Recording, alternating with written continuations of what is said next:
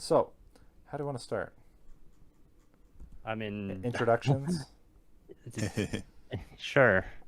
So for all 0 viewers that are three, hold on. For all 3 viewers that are watching, we have on Gabriot, Narninian, NightAngel, and Never Nathaniel in almost alphabetical order. Um, and we are going to discuss today the rankings. Kind of state of the train has been a while. Like I haven't done it in a long time, but you guys are more like I think Night Angel, you're the one that's kind of in charge here. So you have up already the Yeah, I have made the graphics here, and then yeah, I'm gonna. The ultimate decision is on me. so what is the different lettering?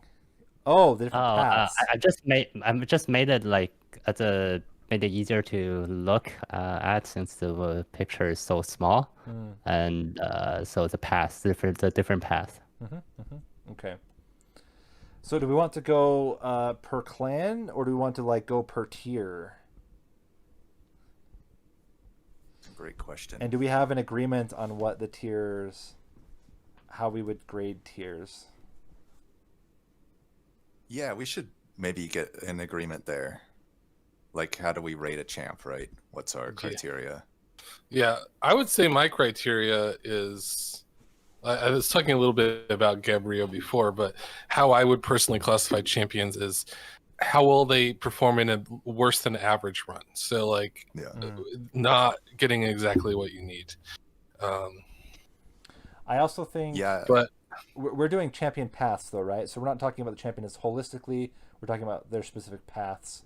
Because it would be different if we're just grading champion as a whole. Because at least for me, like I grade by consistency, and if you have champs that have a single path that's good and two trash ones, or like one that's good, one that's average, one that's trash. But I think Right. we're isolating paths, right? We Yeah, could. I mean, yeah.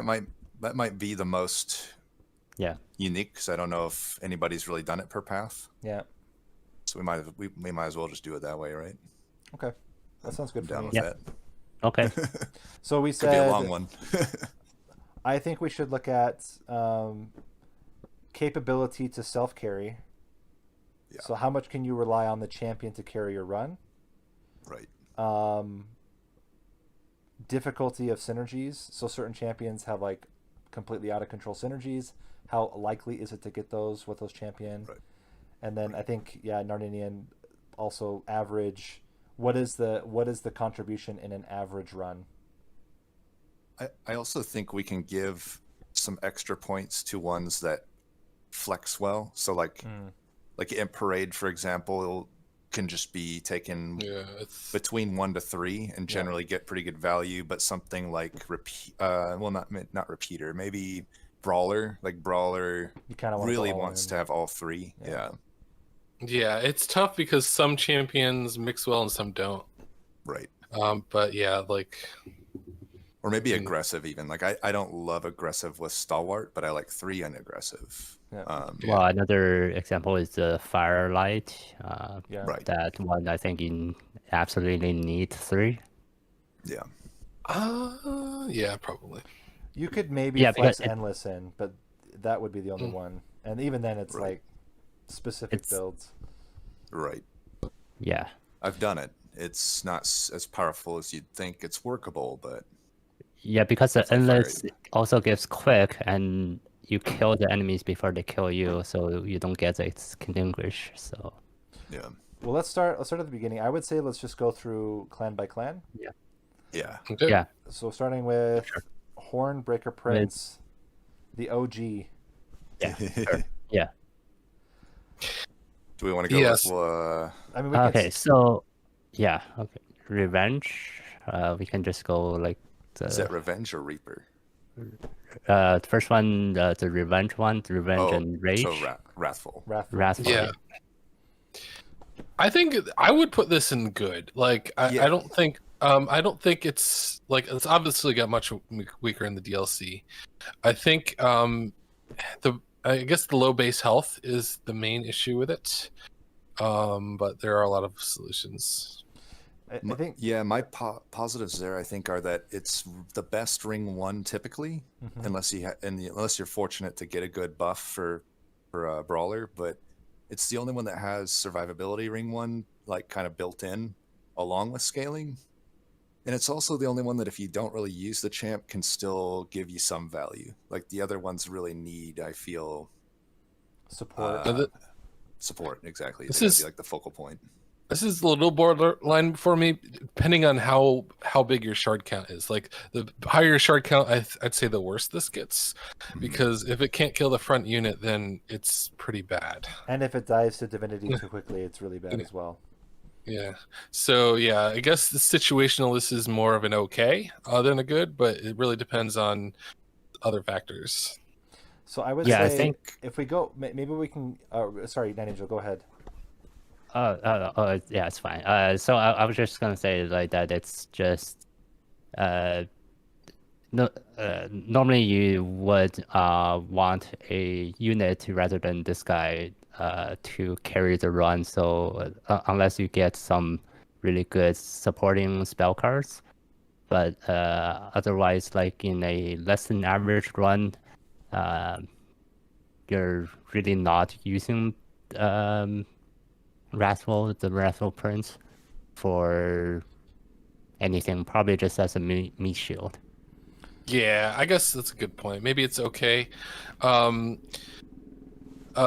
will say, like the ceiling. I mean, it can obviously with Awoken specifically, it can get really strong if you get spikes, but that's a very specific interaction. I think I as don't, well. I don't even know, because it's pretty tough to get enough spikes to kill like You need the 20 end game, now. I feel. You need 20 Right. spikes minimum, and 20 spikes out of cards means if you're talking not double stack, that's 5 sharpens or 7 cycles of life, and you're never gonna get that. Like you're never gonna get that by the time that you need to be able to kill those backliners. That's the problem. Right.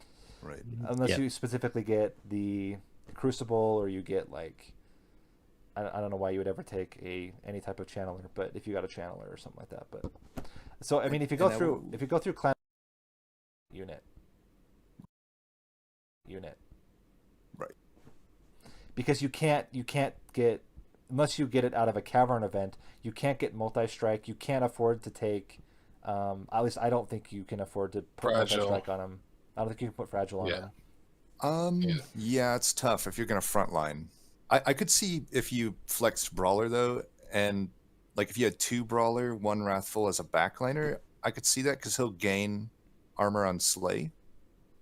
But yeah, not as a frontliner. As a frontliner, even with spikes, I'd be scared. Yeah. Because you're only gaining, however, I think full Wrathful just breaks even, right? With 25 damage or whatever. It doesn't even actually gain. It depends on. That is a decent point. I'll say as a backliner, like every backliner has to get some survivability, so this is a decent like dip, I guess, for that. Yeah, but as a backliner, he doesn't take damage, which means that the rage doesn't really trigger, so it's kind of useless thing. Yeah, it's normally when I see Wrathful being like amazing, you could have picked any champion and it no comment. Yeah, I think okay is fine. Yeah. Reaper. Okay. Reaper. I don't like this one at all. Yeah, I don't like it. Like this, like it's 6 health, right? Yeah. And the scaling is not that good enough. No, I mean that's basically it. Yeah. I think so. Maybe this is a good. Well, let's talk about. I think he's single-handedly one of the worst champion paths in the game right now. But the question is, what would you change? How would you make it without completely changing the idea of what Reaper does? How would you change it? I have some thoughts, but I'm curious what you guys think. I mean, trample. I don't know. I would just give him 10 health in the first rank. I still don't think it's my enough. problem is that could make him really good for rings 1 through 3. And then you could maybe flex to Brawler if you find it. And then he's also, at that point, if you position him right, he wasn't a liability in the early. I feel like my biggest problem with him is that he's a liability early game, but he's not good enough to justify that risk in the late game. So to me, I'm like, either fix this early game, or the alternative, I think this is where you're going, Nate, is to just make him actually more powerful in the late game and live with that sort of bad early game. It kind of steps on Plan's toes, but maybe quick, like, because the problem is he's not a tank and he has huge attack numbers, but he can't be in the front. I would change his trigger to be all units on the floor, and then I think he's awesome. Like Harvest, or maybe all demons, or either. I mean, we've had long discussions. We've had long discussions about archetypes, ignoring the whole archetype issue, putting that to the side. I think having his slay trigger affect all units on the floor would be a cool archetype. I see what you're saying. Yeah, so it's like that branded damage warrior. goes to It's branded warrior, but it's permanent damage. It's not rage. Right. I think would be cool. I like that. Yeah, as of right now, like branded warrior is kind of almost better, right? Like it's lower base damage, but it affects the whole floor, and and more importantly, it affects multi-strike units, which you don't get out of the Prince. Like I guess the one nice thing is that his health is so low that you don't care if he's fragile, so you can dump, as much fragile as you want on him. But the problem is that even if he has all that even if he has all those multi-strikes, he still does not scale quickly. And the biggest problem for me is like Divinity Fight, where you need the multi-strike. You don't necessarily need it for Seraph. It's good for Seraph, but it's not mandatory. But you need it absolutely for Divinity, and they are like second ring. You have too thick units. They're too thick for him to kill. So I would put this at second. I mean, honestly, trash. If there's a trash, yeah. Then, like, he doesn't do enough damage to kill things without bells. And also, for Divinity, there are thorns all over the place, and there are not thorn spikes all over the place, and then there are sweeps. Like, it's just he dies too easily. Even though I think even though they buffed him to 6, 12, and 24 health, I don't think it's enough. Yeah, because like you're looking at 100 shards is what, 15 attack on the top floor for Divinity, and then spikes like every other floor basically. So it's difficult to survive. It's tough too, because like Hellhorn to me is so powerful as a clan. So it's like I'd be down. I think there's several Hellhorn cards that could be nerfed, and I think you could even it out by buffing Prince kind of across the board, honestly. Like other than Brawler, but it's the problem that the Queen's just so much more reliable in all paths, and I think that's where. And maybe we talk about this as we get to further clans, but the disparity between champions in the same clan is like really heavy, but you don't see that disparity in terms of the clan itself. Like as you said, Hellhorn's amazing, which is why you can play the Prince and still win, and it's nothing to do with the Prince. Brawler is an exception. Brawler's good. Yeah, even with Brawler, I often ignore him though. It's like something better just comes along. But I will say Brawler is the most likely to be a part of my plan. Yeah. I mean, sometimes even with the armor from the Angry Path just to keep him alive. Yeah, I mean the multi-strike is so rare these days, and it's just the only path that gives you multi-strike out of all this here. Infector and Predator technically do. Oh but yeah, They need that's like right. multiple That's right. points to do it. Okay, so let's look at Brawler. Good or great? I think it's good or Like- great. I Yeah. tend toward good That's what Yeah, I I was think thinking. good. because it can be pretty tough to make it work ring 1. Yeah, the low base damage. So yeah, especially before the champ upgrade. Like if you just don't have any cards in your deck that increases damage. And there's also the constant struggle between him and still just objectively better units. If you have a sweeper, Right. Yeah. Yeah, it's yeah, objectively you better to can't- put it on a sweeper. You It's can't Yep. infuse them. You can't infuse them with anything. Yeah. Right. Yeah, I and agree with that. he doesn't the brawler doesn't increase health and damage as you level him up. So Right. that's just And I just no- guess it is flexible. Like, you know, I would never really want to flex Reaper and Wrathful together, but Brawler is flexible into either one technically, if you needed it, or if you just started one of the others and then you find a Brawler, I'll often just switch to Brawler at that point. So there's something to be said for that it's so enticing, even with the 1 or 2 ranks, that you just kind of like. I'd rarely want to go full Wrathful or full Reaper. It's like, obviously I'll just take a Brawler if I see it, but Yeah. So it definitely seems to be the most valuable, even at a rank or 2. It also gets the best 3rd rank power spike, yeah. but Yeah. still it just doesn't end up being a focal point a lot of the time, even with the 3 points. Well, at least with him compared to, like, for example, Reaper, like rank 3 Brawler he can sustain himself for a few rounds, which is not, like you talk about Tethys, you talk about other, like, at least he's strong, he has scalability, but he's also like not a pushover in terms of health. He has 40 armor base, right? So he has Yeah, what 46 is that? effective health, I think. Right, to and pull you it can up. survive top floor a few hits from the sweeper at that point. Yeah. There's a very I know what I'm gonna do. My computer's like dying. I need to like turn off all my applications.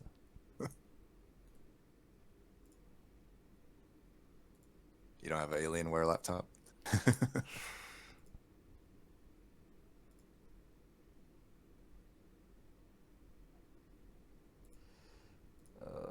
So how many multi strikes does he get at level 3? At level 3 strikes 5 times, so 4 multi-strike. Yeah. Okay, So it's that's a lot. Yeah. right. And I guess another argument I have is even leading up till that, let's say I do go a full Brawler path, usually even like a horned warrior in the first 2 ranks often is better than the rank 2 Brawler. So I'm often still just using a banner and not really focusing on Brawler at that point, even if my eventual plan is to like go rank 3 and make him the carry, because it's like, even just a horned warrior has the initial multi-strike. You might find another multi-strike, but you can also add like a good infusion or just health or something, Or even Gerd's Goad or whatever. Yeah. Gurg's Goad, quick, anything like that. Yeah, I guess that's the main thing is you can often find a unit that's as good as the Prince, but at least the Prince, you don't have to find it. So then You have that safety net. let's continue with standards, and then we can come back and do Exiles after. Yeah. All right. Okay. So we have the Sentient. Sentient. Let's go alphabetical. Rejuvenate. Or rejuvenation. Okay, we start with yeah. rejuvenation. Explosive. Okay. I think we're gonna get some disagreements here. Yeah, I think it's great. I don't think it's win game by self, but I think it's great.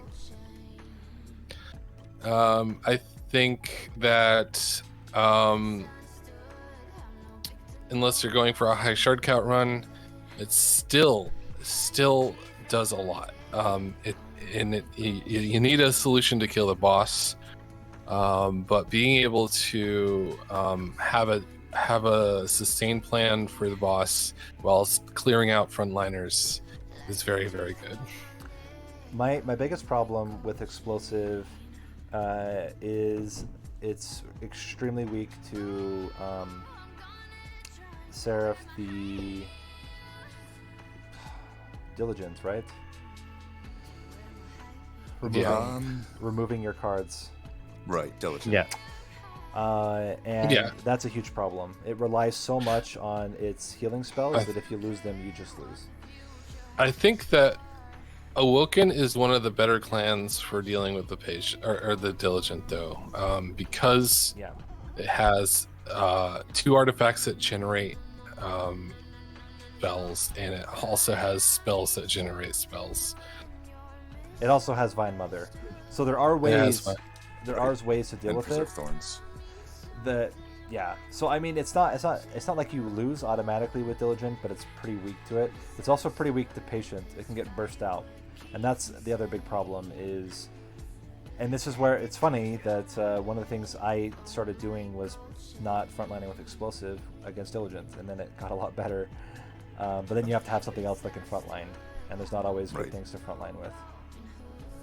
Yeah, I think for like the Sentient as a whole, though, it really depends on what Seraph you're fighting to go which path. Like spikes, normally you don't go spikes against chased, and so you would go either the.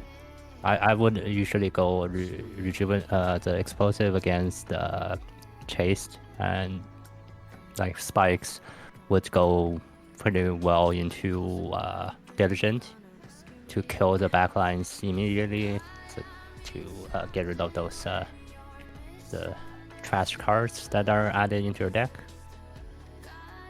Yeah, that really depends, but I think it's pretty like great. Yeah, I mean, I see your points. Like, I would put it at least good, and I personally think it's great. I think my thoughts are that it's the best path, hands down, if Wormkin is your secondary. Those being able to spam all of those inspires and just getting echoes is really easy. I also think it's pretty good with Stygian for incants, but I think with the other clans, I don't love it.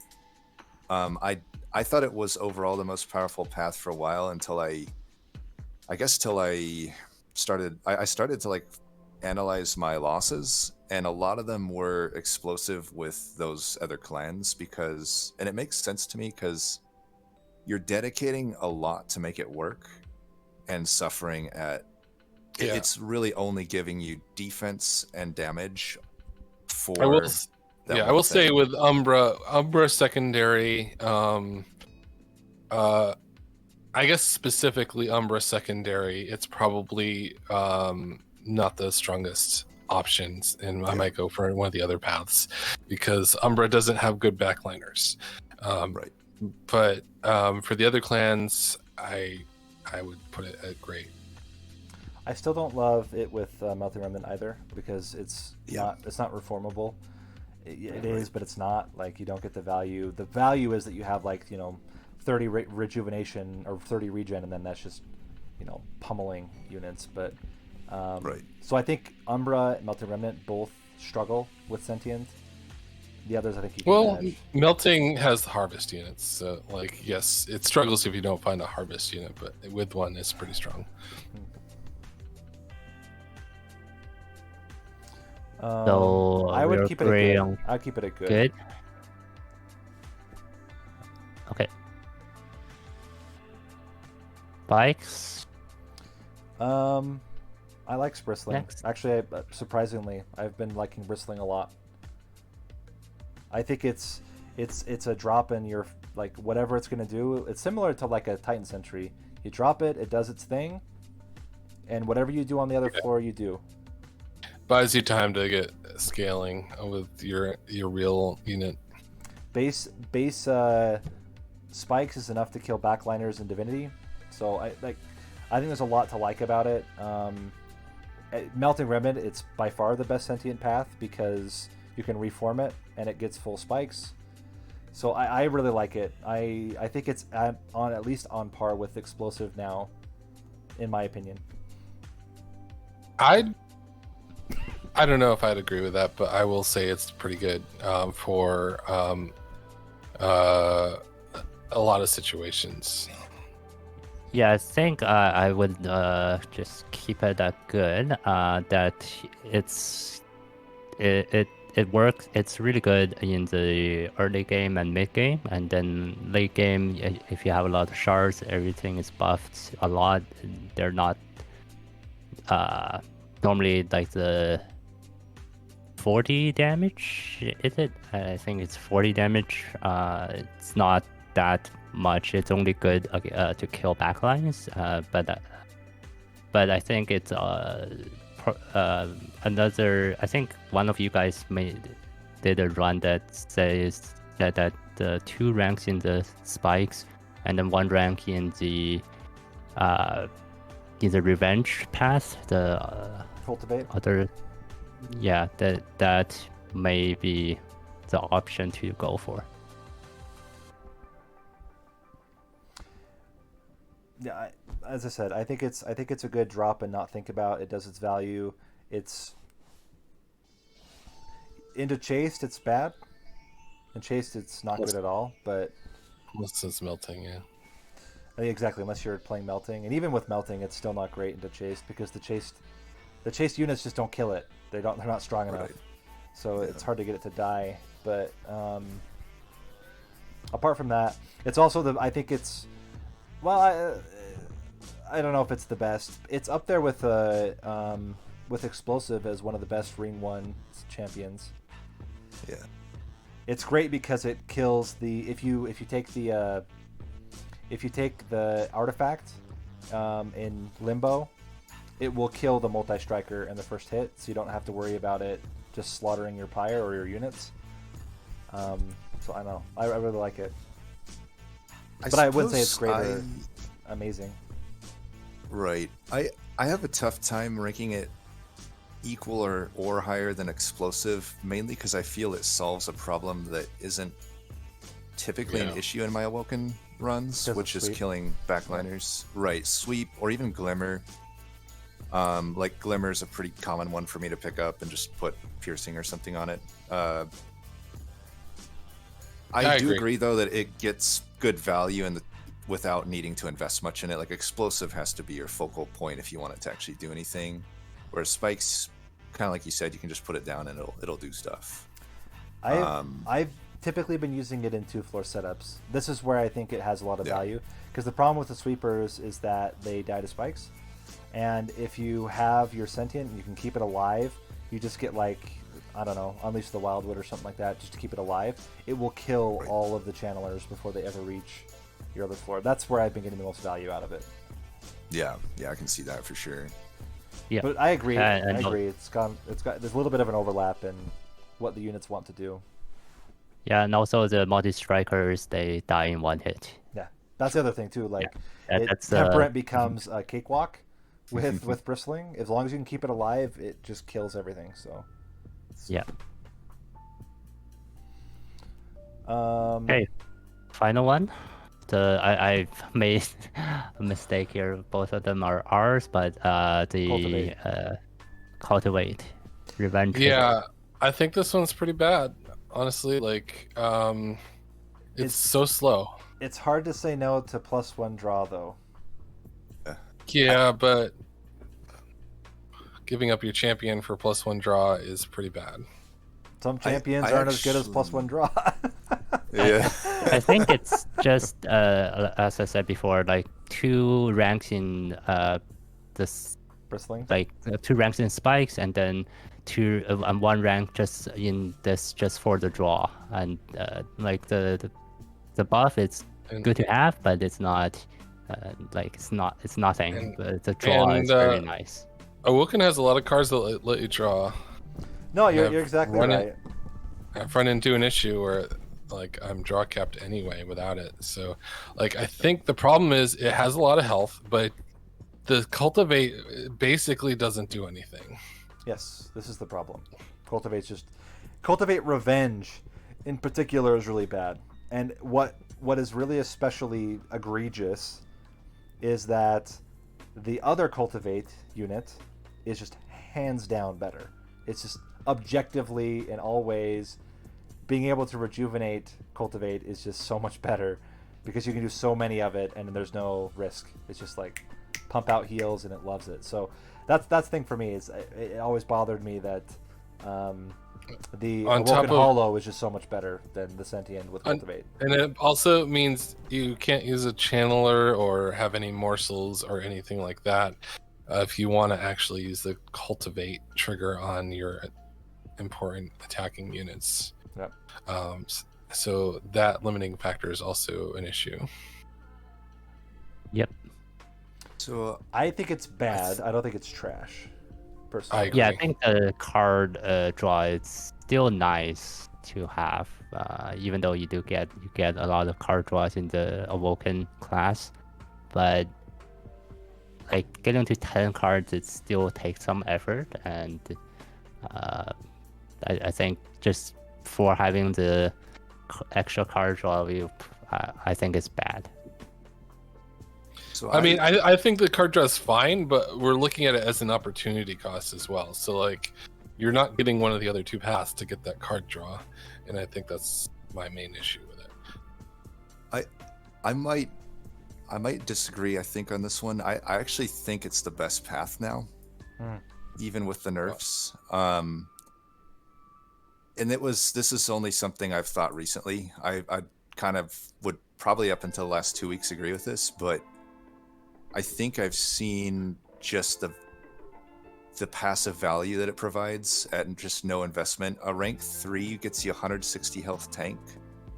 The draw is nice, but also the 3/3 cultivate it can be okay. It's at its worst if you have a quick sweeper because you're throwing a lot of that away. But if you're actually getting hit every time, especially on like the divinity fight, and you're able to heal it back, that can be, it's well over like 10/10 in scaling to a backliner, and that can actually be pretty relevant. If you think about it, it's like you can get say there's a wave. Probably the high roll would be like there's a dude that hits 3 times along with like 4 other units that hit you, and then divinity. That's going to be a lot of stats, both health and armor, or sorry, health and damage. And if you have just like something like Unleash the Wildwood, Awake, those type of big heals, that will especially Unleash the Wildwood, the fact that you're getting hit doesn't really matter at that point. And it also basically guarantees Relentless, because you're just you're getting so many stats per hit, especially if you go into that Relentless at full health. And then I think also just it's the most flexible. Say I started Explosive, but it just didn't work out. I can pick up a point of Cultivate, and then I get my +1 draw. I don't have to focus on it anymore, and it's like basically what you want out of a Wildwood. I forget the name of it, but the Chandler that gives you draw. Mm-hmm. The nice thing is it sticks, unlike that thing, which actually requires like babying to keep in play or upgrades, whereas the high health Sentient won't die for most of the fight. But like you said, sometimes you are just already drawing a full hand, and in that case it's not providing you much. But I feel like most of the time I'm still not drawing a full hand, especially if it's restores where I don't have root seeds. So that's my cultivating argument. But I'd be fine with it still ranked low, because this is only recently I've kind of thought this. It is, for the record though, my most winning path of Sentient. I think it's good at like rank 1 or even 2, but I don't think it's that. I mean, if you're arguing that like having this cultivate at rank 3, it's like it's the stat buff is good, but the other paths like would achieve similar effects, and normally by the time this guy gets to rank 3, you would still have some other spells that would buff your backline sweepers or multi-strikers, because just relying on this guy to buff your units, it's not very reliable. The other part too is that once it gets low enough, once the sentient gets low enough, it starts buffing itself, and that's like really feels bad. But yeah, I think it's definitely the best case for well, maybe not the best case. It's one of the better cases for like Unleash is also pretty good with it, because with Unleash, you're always bringing it back to that like massive health pool, and Right. Yeah. So I don't know. I think I need to play more with it. I have not been able to reliably get it to support a unit without having to have all the support I would have anyway. You still have razor sharp edges. I still have all like the other stuff too. But I could play around. Right. I need to play around with it more and see. Yeah. It's a tough one to evaluate because there's so much that can happen with an Awoken run. You know, it's like, are you gonna have quick units? Are you gonna have a bunch of heals? You never know for sure. Yes. Certainly, the pairing with Animus of Will's fantastic. Right. Yeah, that's the top, I think. So then, moving forward, Tethys. Leon, okay. Tethys. Let's start Tethys. with. Conduit? Okay, let's start with some other, not this one. Let's start with what's that? Frostbite. Frostbite. It's bad. I prefer it ring 1 in a general sense. Oh, yeah. But yeah, beyond that, it doesn't do anything anymore. It's really good until Divinity. It's still really good against Seraph. It's still really good against all the other fights. It is trash against Divinity. And it sucks because it is a really good... It's not even a win condition. It's a relentless condition. Like, it's a really good relentless condition. And if you can get it to survive until Divinity, it's fine. The biggest problem was, for me, is Tethys was always a major part of, like, clearing. And you can't use it to clear. And that it's so frustrating. It's so frustrating because I love the Frostbite archetype, and it is so... You have to have such a specific Frostbite build to ever make it work now with Divinity. And Right. It's depressing. And even some relentlesses, it's not enough. Even before Divinity, like some of the ones that just like cut through your units like butter, like or have sweep or have spikes. Yeah, sweep, spikes, any of that is gonna screw you. More. So yeah, this is where it's really coming into play. Like, we're talking about specifically high covenant levels versus Divinity. Like, so outside of that context, this could be a really good champion. But it was my favorite in DLC. that context. Yeah. Well, so we're talking about champion path. Tethys, we'll get there. Tethys has a good upgrade path, but yeah. But you're right. Like as a if you're a newer player and your covenant like just growing or rolling up covenants, Tethys with Frostbite is still very, very good, and it'll still beat your Seraph the Temperate. It'll still beat your Seraph the Patient. It'll still beat those champions or those bosses, but it is just absolutely atrocious against Divinity, and that is just it makes me sad because I really like the archetype, and I'm sad that it doesn't work as reliably. I still don't. It's my favorite. And like even the double the Frostbite spell, like does not matter. It just doesn't matter. Doesn't matter. Hoarfrost Effigy doesn't work unless you do that really weird ass damage shield stacking nonsense that you can do. But and you know, I still think it's not completely to. I think it has a big edge over the others for Ring 1, specifically in the case where you don't have like a Crystallis or Ice Storm or Crypt Builder. Right. like you can have some really rough ring ones if it's conduit and spell weakness, and you just get offered nothing, Trash. right? Like no actual. You get a yeah, Malt it's Mage, the worst ring one. you get some other stupid unit, you're playing with drags, and you're just hating life. You get spell weakness, one energy siphon. That's my energy worst. siphon, Oh, yeah. 2 energy siphons, 2 like I think these energy other siphon units. needs to become uncommon because Yeah, it's I'd be down with that. terrible as a common card. Oh, it's so Anyway, sad to get but- it in your ring one. Yeah, ring one's so sad. Unless Unless you get some other thing, but yeah.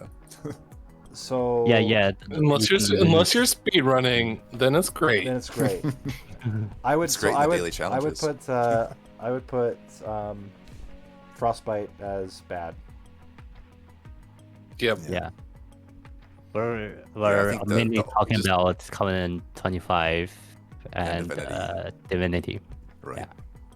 I mean, I'd say it's above the Reaper because Relentless, it does more damage, right? Like Right. it's like you have to get it to survive. You have to do stuff, but it does stuff if you do it. I've never breathed a sigh of relief to see Reaper.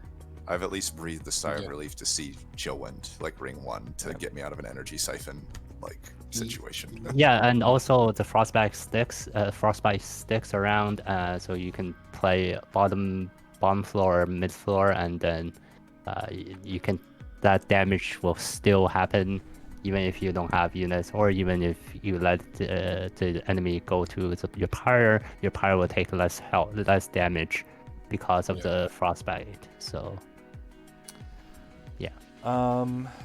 still good. Next, Spell weakness. Ugh. mixed feelings. I mean, That's Reaper tier for me. I don't have mixed feelings on this. Whoa! I what? think I don't actually think it's still better than Reaper, but I would still put it as bad. Yeah. Yeah. I think it's still. I really I have like this. I had this the. I don't know if you guys remember. I had this really good the spell weakness run in that tournament. I remember it. You beat me with it. It's I mean, it's you can have the ceiling is pretty good, yeah. but like the problem is, I would say the spell weakness part is very hard to make it relevant. The sweep. The sweep is okay, but the thing is, Stygian has sweep units that are way better. That are better. They're bigger, but you can infuse them with health, scaling, and damage scaling, and you can't do that with Tethys. You can do it with like buffs or whatever, but you can't. So it's a built-in sweep, which is nice because you really want to have a sweep, but it's not built-in sustain. And the spell weakness, I think, is very hard to use. I think it's rare that you can do like I will stack the middle floor with spell weakness and I will play a big spell on the top floor. I don't think that's easy to do strategy anymore. I think it still works pretty well up until Divinity. I think it becomes tough at Divinity unless you have the right cards to support it. Because So I have to interrupt really quick. My computer's about to die. I need to switch to using my mobile. I generally actually think it crushes the game up until Divinity for when I do it. It always feels really powerful. It's, I usually go bottom floor with it. Maybe that's why I'm not doing super well on Divinity with it, because the problem is bottom floor against Divinity, really hard to get through the units and actually get your spell weakness hit off. And then it also gains the spell shield, which makes even sometimes, say you survive everything, if you don't have a good piercing finisher, because there are some times you just don't get a piercing spell in the offered Divinity upgrades. So I am willing to concede it actually might be a good path. I just haven't had a good experience with it yet. I will say I see, like, for instance, you, NightAngel, I see you do pretty consistently with it. So I'm definitely willing to be swayed on it. I just haven't had a great experience with it myself. Yeah, sorry. Go ahead. No, I was just gonna say my favorite archetype right now, with Stygian is spell weakness, but it's more flavor than it is because it's consistent. It's just I really like seeing big numbers, and it's one of the best ways to see big numbers in this game. So Yeah, the spell weakness, Stygian, it's really good, but like it's whenever I play it, I get really anxious because you don't really know that you're gonna consistently draw your big spells that can kill the enemies. You can draft all the good spells that that are offered, and you have them in your deck, but you're not guaranteed to draw the spells whenever you need them. So it's good, but it's still Yeah, that's the main problem I have is like because incant is pretty strong and you kind of need to kill so many units that using spells to kill units is really rough, especially with spell shield. Yeah, and the sweeper you can't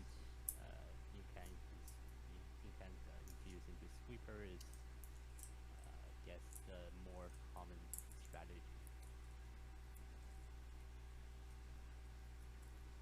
or just basically or just the Gorgon, the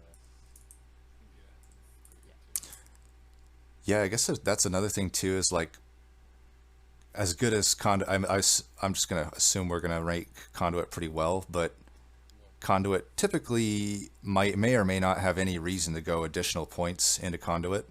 You know, maybe 2, rarely 3, sometimes 3, but then at that point it's like Sweeper probably is generally better than Frostbite to pivot to.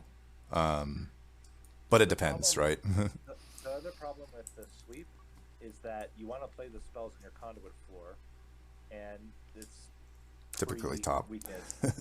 Yeah, Right. That's the thing is like, I do like going all in on conduit because I think that not having to spell reduce or rely on offerings for the offering cards is so strong. Right. Getting plus 30s and getting plus 10 piercings on either Or even spell card. chain. Even spell chain is pretty good. Yeah. Oh yeah, spell chain. Yep. Spell chain crypt builder. I just think that I mean, we are not talking about conduit yet, but in terms of like sweep and spell weakness, I really like the archetype. I don't to the same points you guys already mentioned. I don't think it's reliable, mostly because so much of the spells are front-ended. They're hit front units or they're hit random units, and that always feels bad. Like the worst is when you're playing against Divinity and Seraph, and you keep randomly hitting, like you use your Ice Tornado and you're hitting Divinity, you're hitting Seraph. It's really frustrating. So I think reliability is a big problem. I do think it's one of the. I mean, it's in my opinion, excluding infinites, it is the most reliable way to get flying kills. Absolutely. But the biggest problem is it's just so unreliable, and especially early game, it's really sad if you start with the wrong, starting cards and just don't get offered really good spell damage cards. But one thing that is like by late game, I think once I've gotten past ring 6, I typically win with the path almost every time. So if I can get to ring 6, I don't have problems. I think the biggest problem is it's so bad early game and it's so bad mid game. But by then you will have had you're going to get offered something. You're going to get something by then that can rely on the spell damage, and then you just get pulled over and it's fine, in my opinion. Yep. So I think it's one of the strongest finishing champions. I think it's one of the absolute worst early game champions in the game. But more champion paths. And I think even for the Divinity fight, it's almost impossible to kill divinity on flying kill because you need to get through all the front line, all the minions first, and then you can use your spell damage on the divinity himself to actually proc the spell weakness, and you don't. You're totally right, and the worst part of it is that it only procs on the floor where you are. Yeah. That's what makes it terrible with divinity. Yeah, you're totally right. You can't use like random targeting spells like Ice Tornado because you might have one random shot that hits the last divinity and procs all your spell weakness that you've accumulated, and you're very sad afterwards because you just lost all that spell weakness. Yes, I think sticking it in bad works for me. I don't think it's trash tier. I think that, like, are you going to carry with it? Not often, but certainly more than you would Reaper. Yeah, I think though it's maybe. Yeah, I think it's the same tier, similar. I mean, they all both these they have their advantages and disadvantages, good and bad, about them. So Right. Conduit. That is very strong. Yeah. I think Conduit can lose ring 1. Yeah. I don't think I've ever lost a Conduit if I've gotten past the first 3 rings. I mean, I guess the main thing is it doesn't win with frozen lances, right? Certainly not. No. Yeah, and you could just never be offered a spell. I mean, and I've had it happen, and it's caused me to lose. But it's very rare that happens. Yeah, it's. I think Energy Siphon, if that's your common, is the worst time to get stuck with Conduit ring 1. And you can still get through it. It's just you have to. It's unfun, right? You basically don't take any shards, probably. Maybe if it's boons, you take boons, but even then you're buffing up the boss. That could be iffy, and you probably don't take the trial.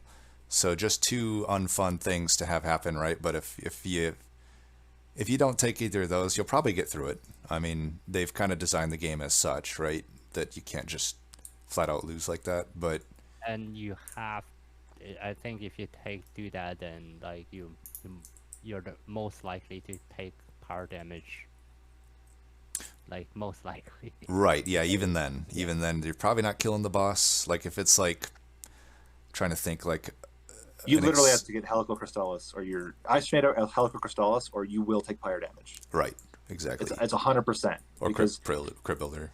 Oh, that's right. Yeah, so it's one of the 3. You have to get one of the big 3s, or you just lose. Right. Not lose, but you lose pyre health. Yeah. And if you take the trial and you take the shards, you will actually lose ring 1. But yeah, once you get past ring 3, you auto pick anything that does lots of damage, and you auto pick anything that incants. Yeah. And then you just roll. And I don't know. It's really, really strong. Turns out being able to play spells for free is really strong. Yeah. It's go ahead, Nate.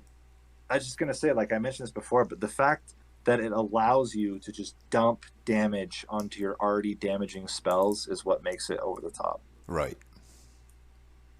And spell chains and whatnot. Spell chains and yeah, exactly. Yeah. It's also the only time I like Stygian Spear. Yep. Because it's now an actual really good incant trigger. I typically don't like the spear otherwise. I hate it probably the most of any common, especially when it's like a secondary, if Stygian's my secondary clan. Makes and it really like you kind of said, it Conduit really enables incant to be insane. If you get spear secondary, incant can be actually kind of iffy sometimes. It's still workable, but you now have to really focus on getting a deck that can actually utilize the incant properly. So I would not. I think I'd put it at great. I still don't think it can win the game by itself. I agree. Right. I mean, obviously, you need spells and incant units, and you don't always get those. Right. It has that potentially weak ring 1. Yeah, I don't think it's quite rare. Yeah, you do need the damage spells for it to actually pick this path on the first offer. So like you would probably pick the other 2 paths if you don't have a good damage spell. So yeah, really bad. Not too bad, but like really not very good early game and the first 3 rings, and then gets really bad, really a lot better later on.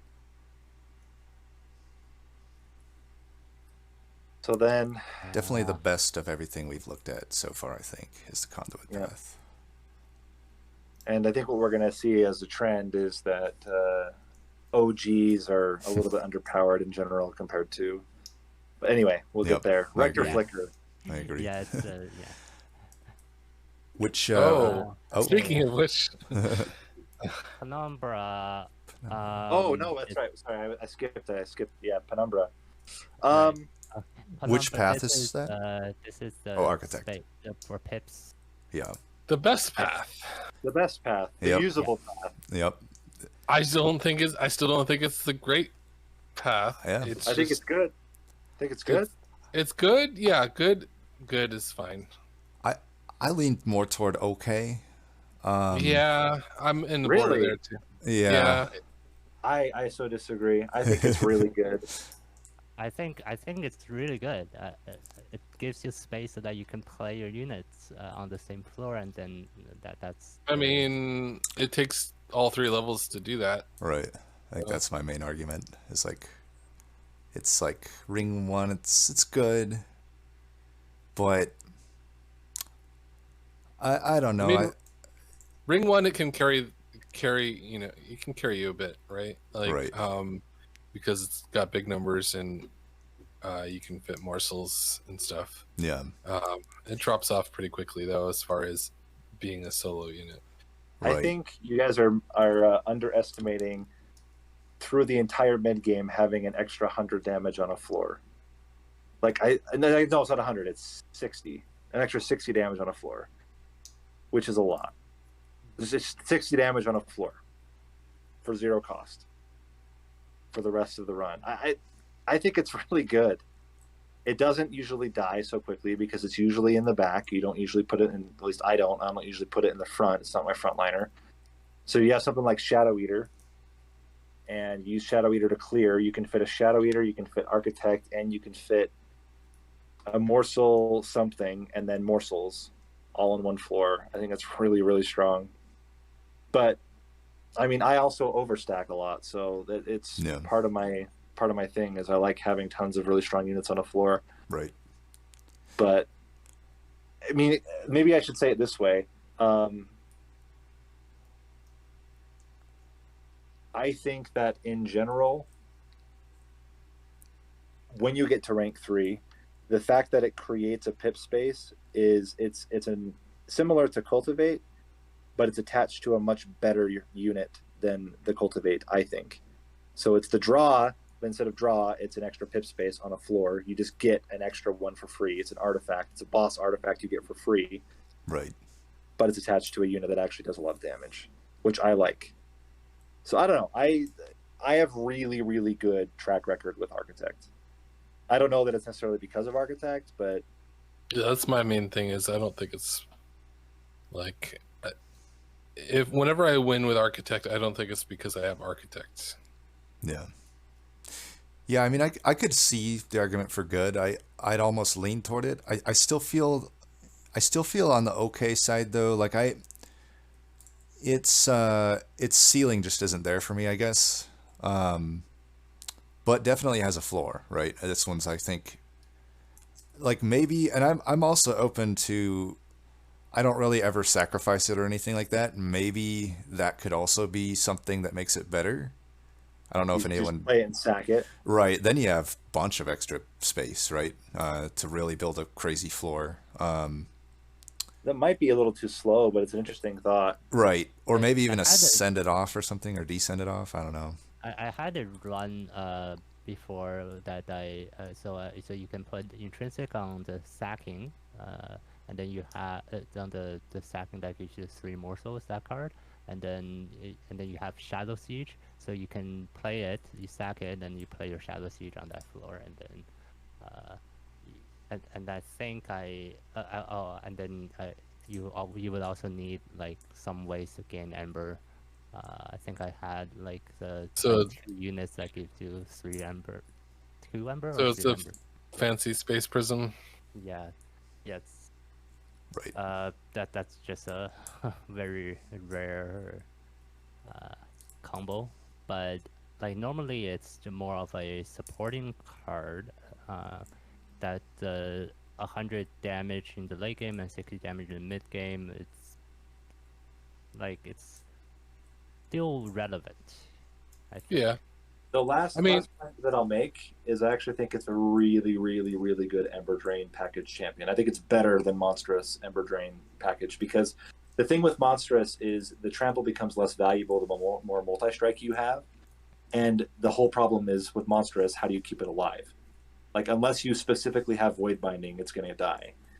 So for me, I love Architect because it doesn't matter. You can actually put it with Crucible Warden and literally just have something up front that takes all the hits, and you dump all of your damage, all of your multi-strike onto a unit that's just already starting with a ton of raw damage. It's similar to me with like Titan Channel, but yeah, like I think, but I don't know that. As I said, I have a really good track record with it, but I could also see it. That's why I say I think it's probably good. I would not put it on okay because I think it's me personally. But if the group thinks, then I'm okay to put it on okay. I would definitely not put it lower than that. It's border for me on good and okay. So, I mean, I think it's hands fine. down the best Penumbra path. I just don't Yeah. know. Yeah. It's I hard agree. for me to really say I would prefer it over Brawler. The problem is that Hellhorn's just a better clan than Right. Umbra. Right. So you're not only having Penumbra, you have Umbra. Right. And Umbra, it's funny because Umbra's not a bad clan. Umbra is an incredibly swingy clan. Yes. You get the swingy. right combo, and it's out of this world. Right. But you just don't get those reliably. Yeah. Yeah. Umbra is like, there's a few cards. You find them, you will have an easy run. If you don't, you're gonna have a nightmare. Yeah, another argument that I would put this guy on good is that you can just play him as the support that he is, and then just gives you the space that you require and the damage, Yeah. and you don't need to take other onboard cards. You can just use your ally clan cards instead.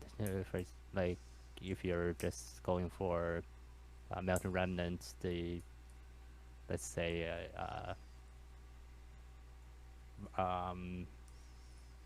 the harvest units, you can just play them in the front, and then or you have another good as a robot or another gorge unit, and then you have just a lot of space for morsels as well to just gorge. Just you don't need to worry about space at all. And normally with Umbra, you do somewhat need to worry a little bit about the space that would be normally taken up by morsels. I suppose I could also agree that it seems significantly better than Wrathful Prince. So, And I also consider certain archetypes are amazing with it. Imp archetype is fantastic. You just get extra space. It's an extra just unit that can get buffed. the Transcendent combo, while not necessarily needed, is hilarious. And so, I mean, there's some stuff like that. Melting Remnant, also quite good. You can reform it, bring it back, add more space. Yeah. So there's some like nutty things you can do with it, but those are like super edge cases. Right. So this is why I would say, I would say borderline. I'd say it leans on good. I would definitely put it. Would I want it more than Brawler? That's a good question. I really don't know. In some cases, Brawler's really not good. Right. Like there are times when Brawler's just useless. yes. And certainly, like if it's ring 1, I would have Architect over Brawler every time. That means I can fit 3 Train Stewards on the same floor as my champion, and like that's going to kill most bosses. Like, so I don't know. I'm fighting really hard for this. Surprisingly, I don't know. I didn't realize I was so emotionally connected to Architect. I like it. I think until this moment. I like the fight. you're swaying me. And I will say this: Penumbra will never not do nothing for me. It's like a triple negative. Yeah, triple negative. Yeah. Whereas Brawler will definitely do nothing for me. Yeah. Yes. Let's leave it in good. We can decide to move it later. I'm fine with it being an edge case, and then depending we can.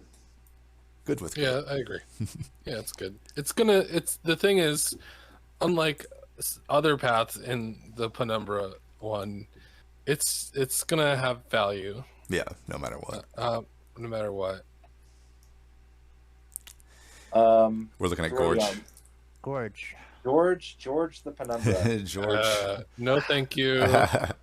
The only positive I'll give it 2 positives. Ring 1, probably the strongest of the Penumbra paths, but that it's not like the other paths aren't weak either, ring 1, so it's almost like it doesn't matter. And then the other thing is, if you happen to get Umbra Stone or Furnace Tap, then you're happy. It's pretty crazy scaling if you have a nice morsel build, but like we said, that's the swinginess of Umbra. If you don't find those 2 cards, the best it's going to get you is 1 kill a wave, and that's with having to dedicate resources. I compare it to Morsel Maid, and I'm finding myself like, if I prefer Morsel Maid to this, then that's a problem because it's a champion. I prefer Shadow Eater to it. Shadow Eater is my favorite Umbra unit, actually, even more than Morsel Maid, I'd say. What's the worst part about, and this is coming to it's a very similar argument like Frostbite Tethys. Yeah. Not as heavy, but morsel builds are kind of shit because you can't play them in the top floor unless you specifically get an artifact that protects your morsels. Yeah. You just can't. Or Feast or Shroud Spike, basically. Yeah, exactly. You have to get a specific combo or morsel builds don't work. Right. Except for Shadow Eater on the bottom floor, which does work and prevents all of the problems of all the other morsel builds. So it's that makes it tough for me. Or you get Morsel Maid. Or you get Morsel Maid. Yeah, I mean that's what I'm you have Shadow Eater, Morsel Maid, and I would even chalk Robot on Robot in there in the mix. Yeah. You can do middle floor Robot on Robot and it can do it. But like your all your other Gorge builds, they don't work. And especially here, it just doesn't work. You can't play him on the bottom floor because he dies to the first floor, and you can't play him on the top floor unless you specifically have that artifact. And even if you do, you have to have that artifact. You have to have Furnace Tap. You have to have something else. And then if you get, as you said, Narninian, if you get something better, you just don't feed him. You toss him on the floor and you just feed your main dude. Yeah. Yeah. Mm. And it's like I feel like the builds that it would be good in, I'd almost rather just get a Shadow Eater and have it be better, right? Yeah. If I'm gorging a ton, right? I think we should put the same caveat like we did to some, like Wrathful Prince. If you aren't going for Divinity, it's still really good. It's a very, very good against Seraph unit. Right. It is a very, very bad Divinity unit. Frostbite Tethys, I guess, was the other one we talked about. Yeah, it's right. It's got an incredible ceiling, but like if you're just trying to win, who cares about your ceiling? Yeah, there are a lot of like the good runs or crazy runs on Reddit that I've seen, but they're just very fringe cases. Uh, don't get it very often. So then I put it. I don't think it's trash, but I think bad. I agree with bad. The main reason it's bad is because morsels are so bad, and it's nothing. Yes. Like I think the scaling is fine. If somehow maybe if the path gave some sort of inherent survivability to morsels, it would be like a good path, but it doesn't. It's That would be an interesting change for it too. Is if it like added health to morsels, then I could see it being Oh yeah. better. Yeah, that would be actually really good. Chat brought up a good point. There is also you can daze divinity, which would allow top floor setup. Yeah. But Yeah. But then, but there's no inherent days in Umbra. You In Umbra. have to get it from your secondary clan. So you Exactly. specifically need one of the two, Or or cavern, three, I guess, right, or a cavern event. But no, that's also true. yeah. Then we have monstrous, better than George, I'd say worse it than has Architect. some upside that is similar to the upside of. It's not as good, but the spikes path of sentient, like you can use it to kind of weaken stuff while you set up. Or because goal it- keep. You can use it the other way around too. You can have Yeah. a goal keep and prevent things from hitting your pyre. And it's not as good at it, I'd say, because its base numbers are kind of like all the champion paths that rely on huge base numbers are rough, Yeah. Except for Titan Channel. Yeah. Well, the other argument against it is that that you can't have rank 3 unless you take some sort of base. Right. Yeah. that's either you have to pretty big. get mind jacks, or you have to have space prism, or you have to have an artifact. And Yeah. with Space Prism, like you have to have intrinsic, or And you then you're playing space prism to play down a champion that's not that great. yeah.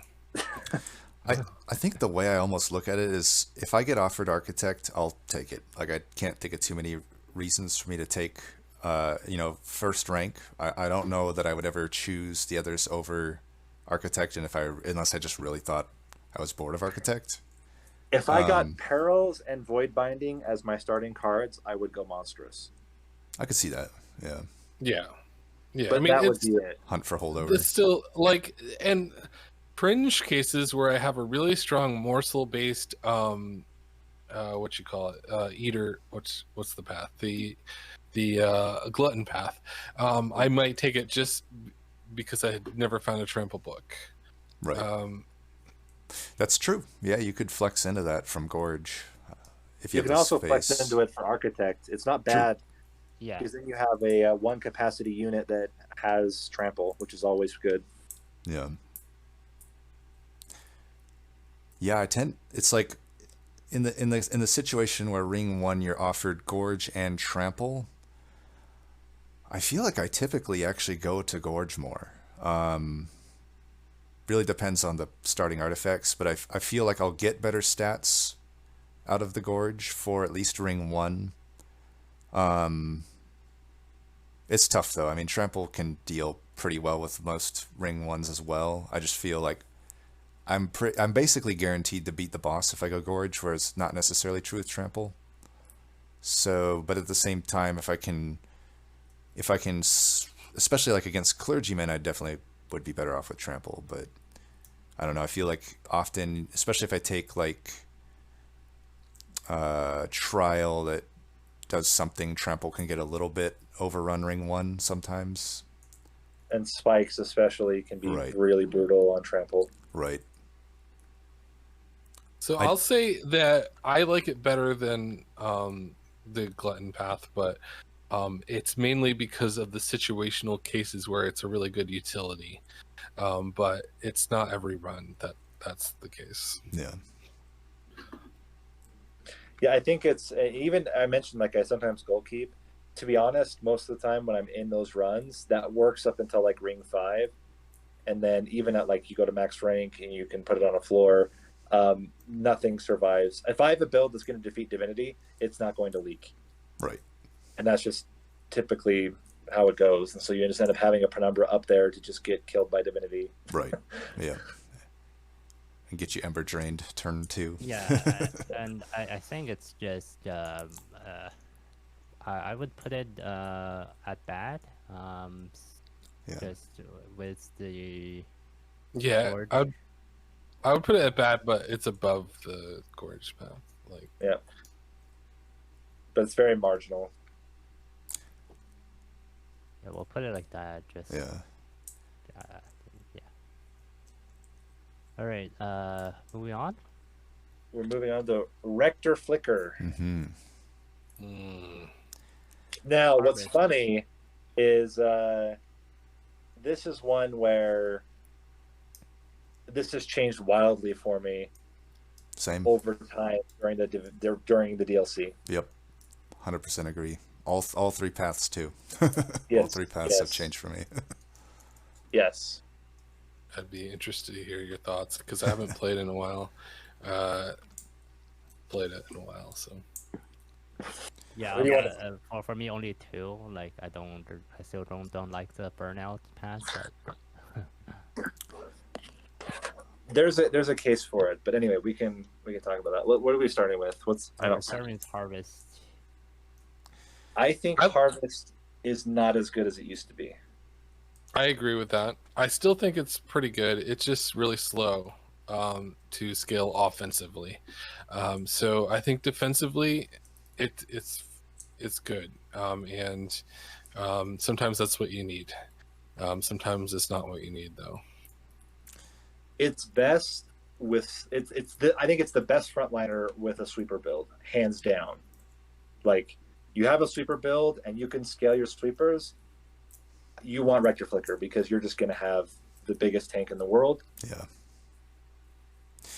Outside of that context, even with like, and this is like, I had so many runs in a row that were Accumulator, Harvest Baron, infused with Harvest Baron, and just losing over and over and over again with these builds. Ring 5. Yeah, Ring 5 and Ring 7 and Divinity. It's tough to get Because- going, yeah. It's really hard to scale fast enough without some type of massive boost.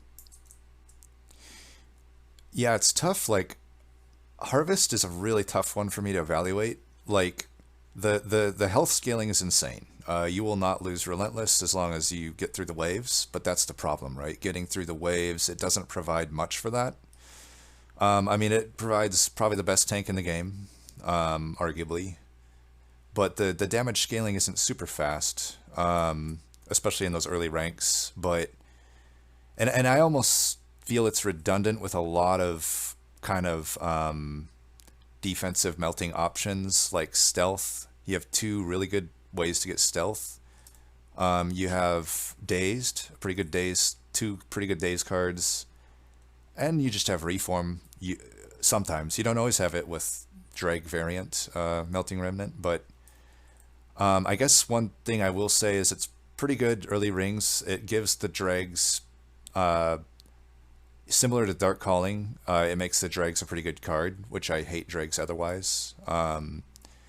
It also is a pretty good flex, I think, into Dark Calling, because Dark Calling additional ranks might not get you much, but it can make it easier to play Dark Calling on a bottom floor, for example, because you're getting those harvests, and now it gets survivability, so that even if your dudes get taken out, it'll still survive. And also just eventually get even 2 ranks of Harvest and 1 of Dark Calling, you can get him scaled up pretty good on health, and then for Relentless, you can just stick your now super scaled up dudes behind him, like drafts or whatnot.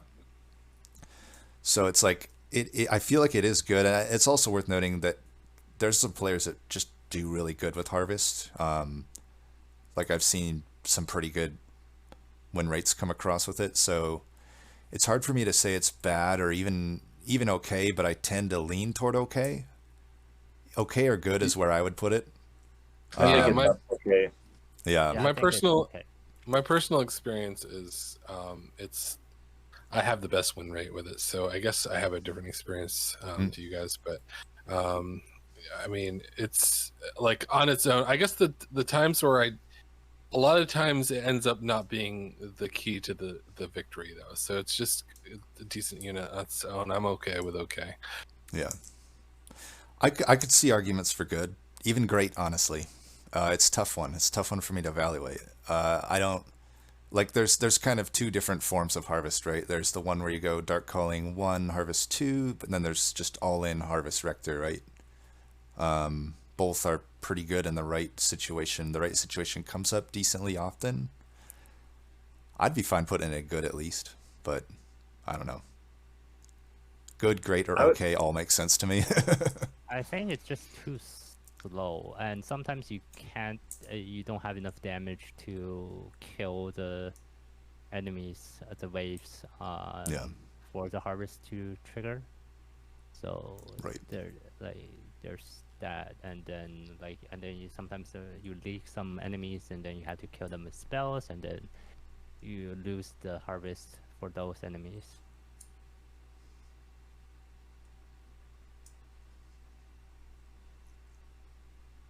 So, are we good? Okay. Yeah. Let's move on. Burn bright. Burn bright. This one's gone down for me. Same. It just it's okay, but I don't know. It doesn't. It's just not as enticing as the others to me. It's not going to provide as much typically. Its stats are too low for what it does. Right, and it doesn't really, I don't know. It's not bad. I could never call it bad.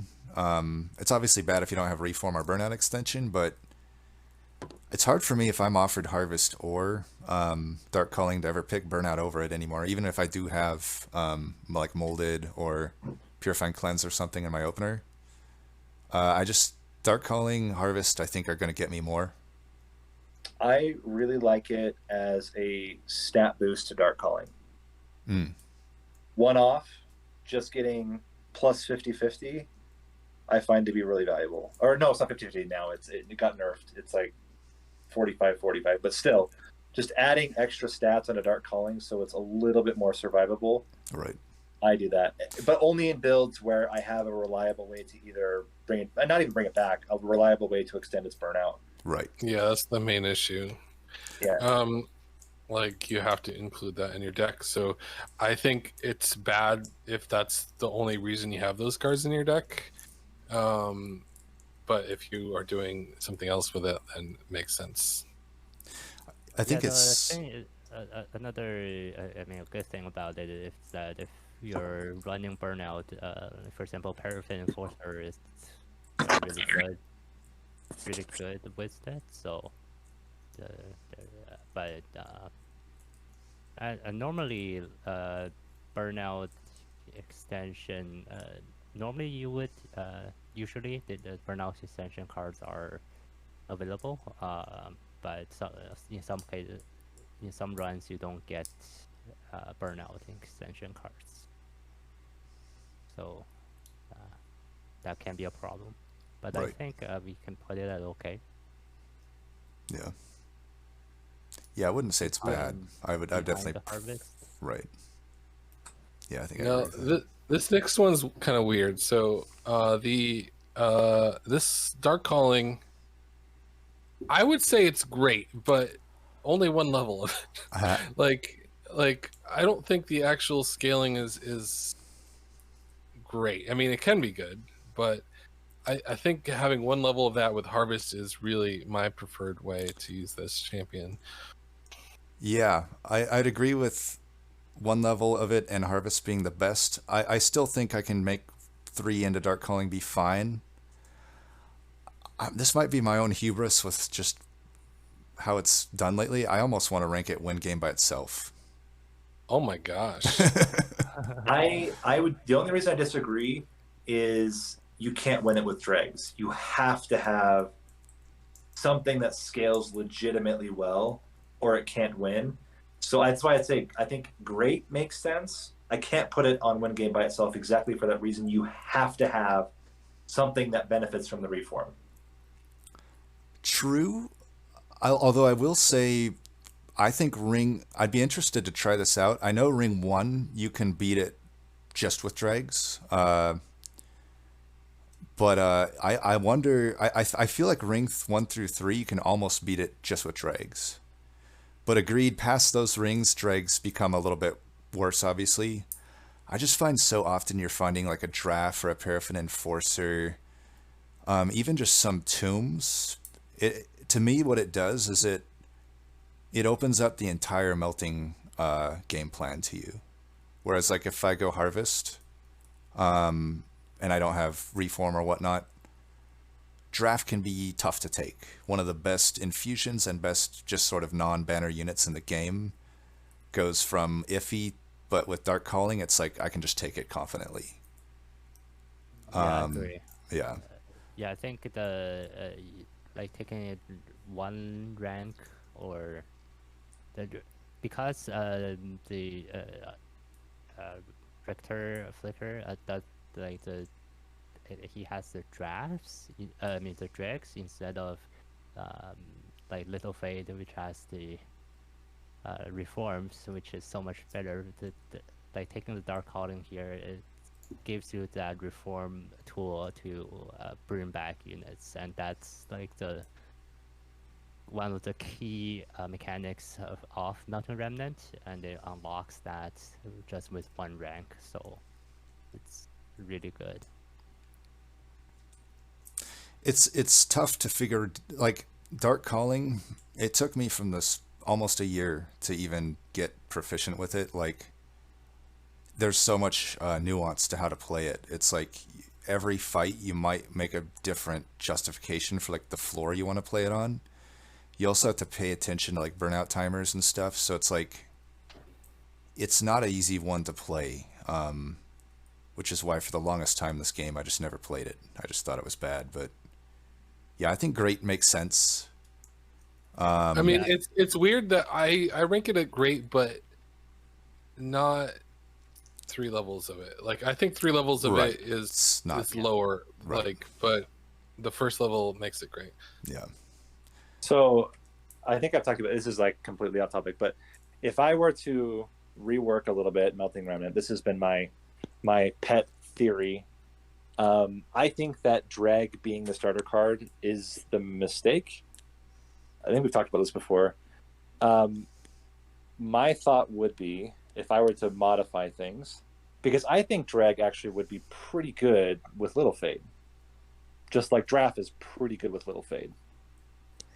And what I would do is I would keep drag stats the same, but have a very similar thing like the bog flies. Make it a common unit so that it comes up in drafts like dregs do, or a non-common unit, I guess, in that case. And I would have it damage scale with its number of burnout. And then I would replace drag with Wicklash, half damage, 1 burnout as a starter card. So +5 damage. Almost plus like 5 damage, plus 1 burnout. like a Root Seeds. I like that. Or maybe +2 burnout. I don't know. But that way, I think you have a card that works like really, really well with Burn Bright, and that's the biggest problem for me. Like Burn Bright, like we have it in okay. I would almost move it to bad, because if you don't have any extension, you cannot take it. Or it's untakeable. You can take it with Reform.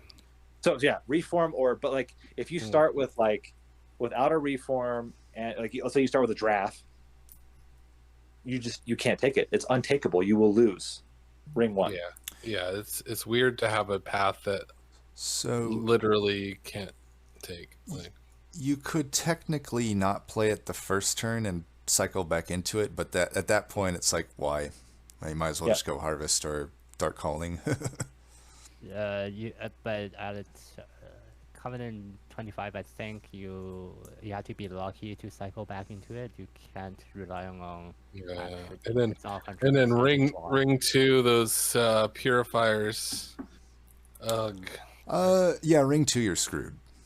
So Agree what's there. fascinating about the coding of the game is that the champion has intrinsic, which means it does not have priority, which means that on recycle, it is not guaranteed to show up like a priority unit would. Right. Though, Which, I guess I could argue there, though, that, the drag, you could play every drag out the first cycle through, and then at that point, your deck should only be, what is it, like 12 cards or something? So you'd have to low roll to not find it again, but it is possible, definitely, to... But one of the bosses has plates. So Well, I guess I'm more just talking about ring 1. Like ring 2, I agree. You're like, you can, if you don't find reform. No, ring 1, one of the bosses is. Oh, right. Yep, that's true. True. That does make the low roll more possible. So you're drawing 4 cards, like, and then ring 2, 3 cards, like. Yeah, it's basically like Nate said, like not literally untakeable, but just really, really bad. Yeah.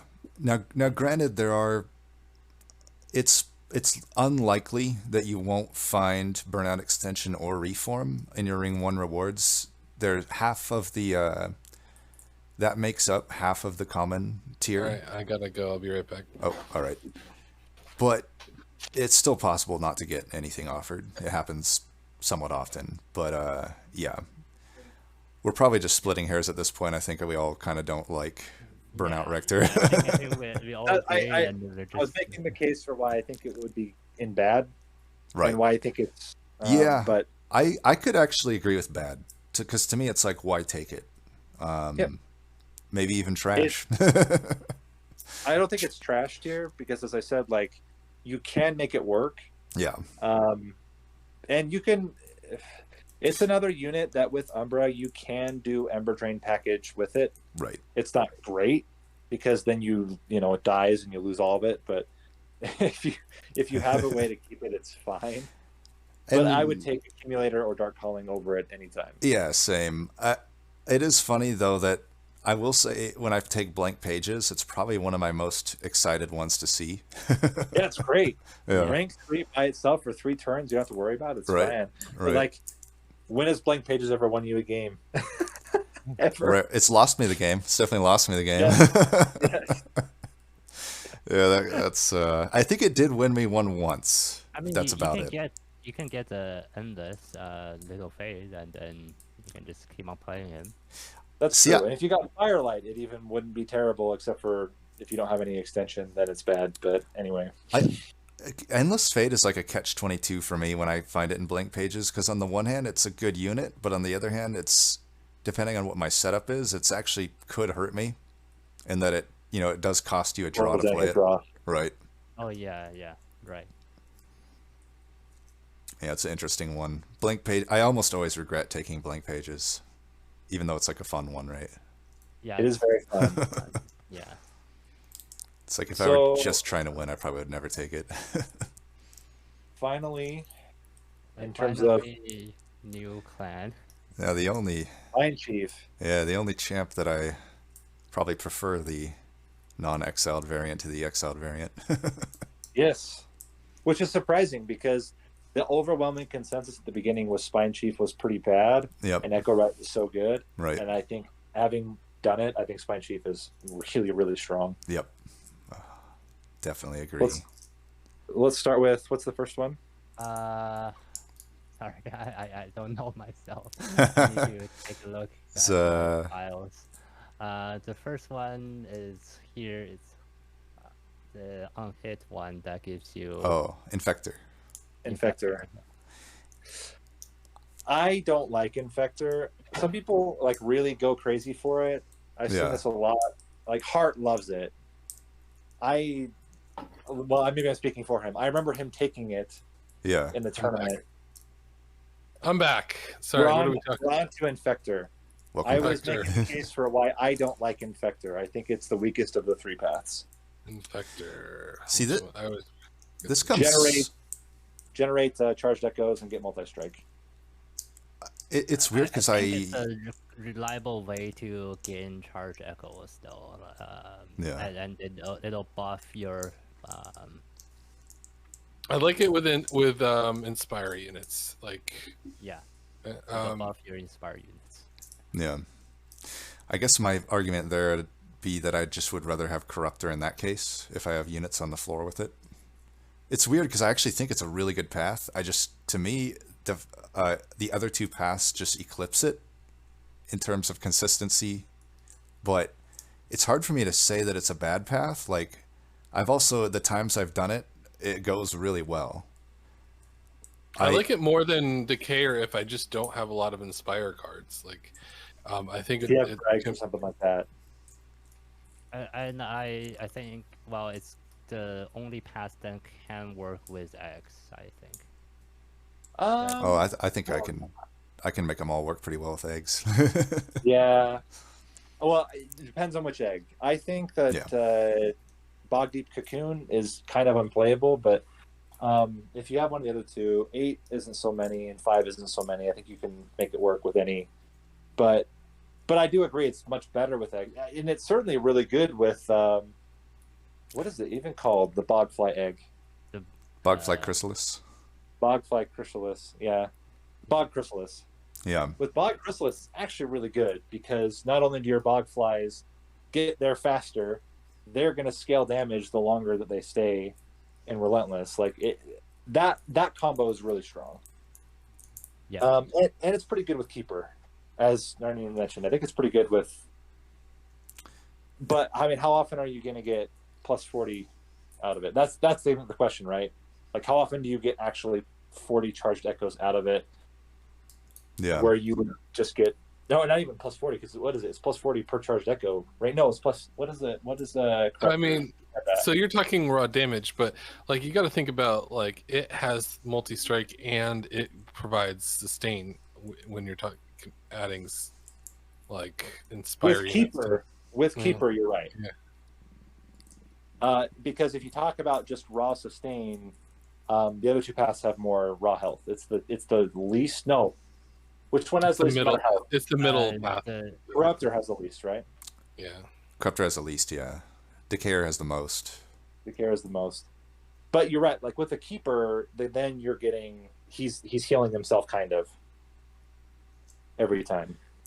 It can be flexible too. Like I've flexed it into the others when, like you said, if you for some reason you have troubles generating echoes, or even if you just have a like I've done Infector and Decayer, and you can go either way there. Like you can get 2 strikes with 1 Decayer or 1 strike with 2 Decayer, and you don't even have to. You can just plop it down, and it will just do things for you without any need to give it any TLC. And you can just focus on another floor at that point. I mean, the built-in multi-strike is like we're comparing it to Brawler, right? Like the big upside of Brawler is that it has multi-strike, and this has, yes, it's slower multi-strike, but I think the fact that you have that with the champion path built in is pretty strong in itself. Yes, the other paths have some strong things as well. I just think it's pretty good because of that. It's at least good. Like it's not bad at all. Yeah, I would say at least good for sure. Yeah, and you can always flex into the other path or other paths. You can just take one. No, not really. I don't think you can take 1 rank. Normally it would be. I've taken 2 ranks of Infector and 1 rank of Corruptor before, like that, just for some more damage. You get your charge echoes and you get your damage on yourself and the units on the same floor. So right. Yeah, you're basically guaranteeing at least 10 extra damage to the whole floor each turn. Yeah.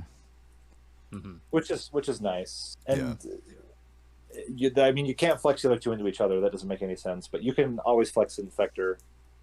I would say Infector is what makes, like, it's really good during Relentless. Mm-hmm. I think it becomes less good throughout the other two are consistent throughout the entire fight. Right. Infector trumps the others when it comes to just Relentless combat. Right. And I think that's why I prefer the other two, is just because those other two come in right from the gate doing a ton of stuff. Corruptor will clear waves right from the get-go. Or sorry, Decayer. Yeah, and then I guess the last thing I'll say is Infector scales better with a lot of buffs because of the multi-strike, but Right. like the others don't need as much scaling. Definitely. So, well, I think we'll just put him at good. Yeah. Here. Next is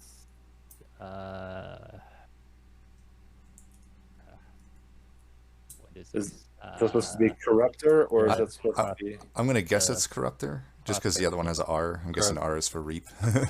I will say, ever since Gabriot introduced me to this, I have literally never lost a run with Corruptor and a draft.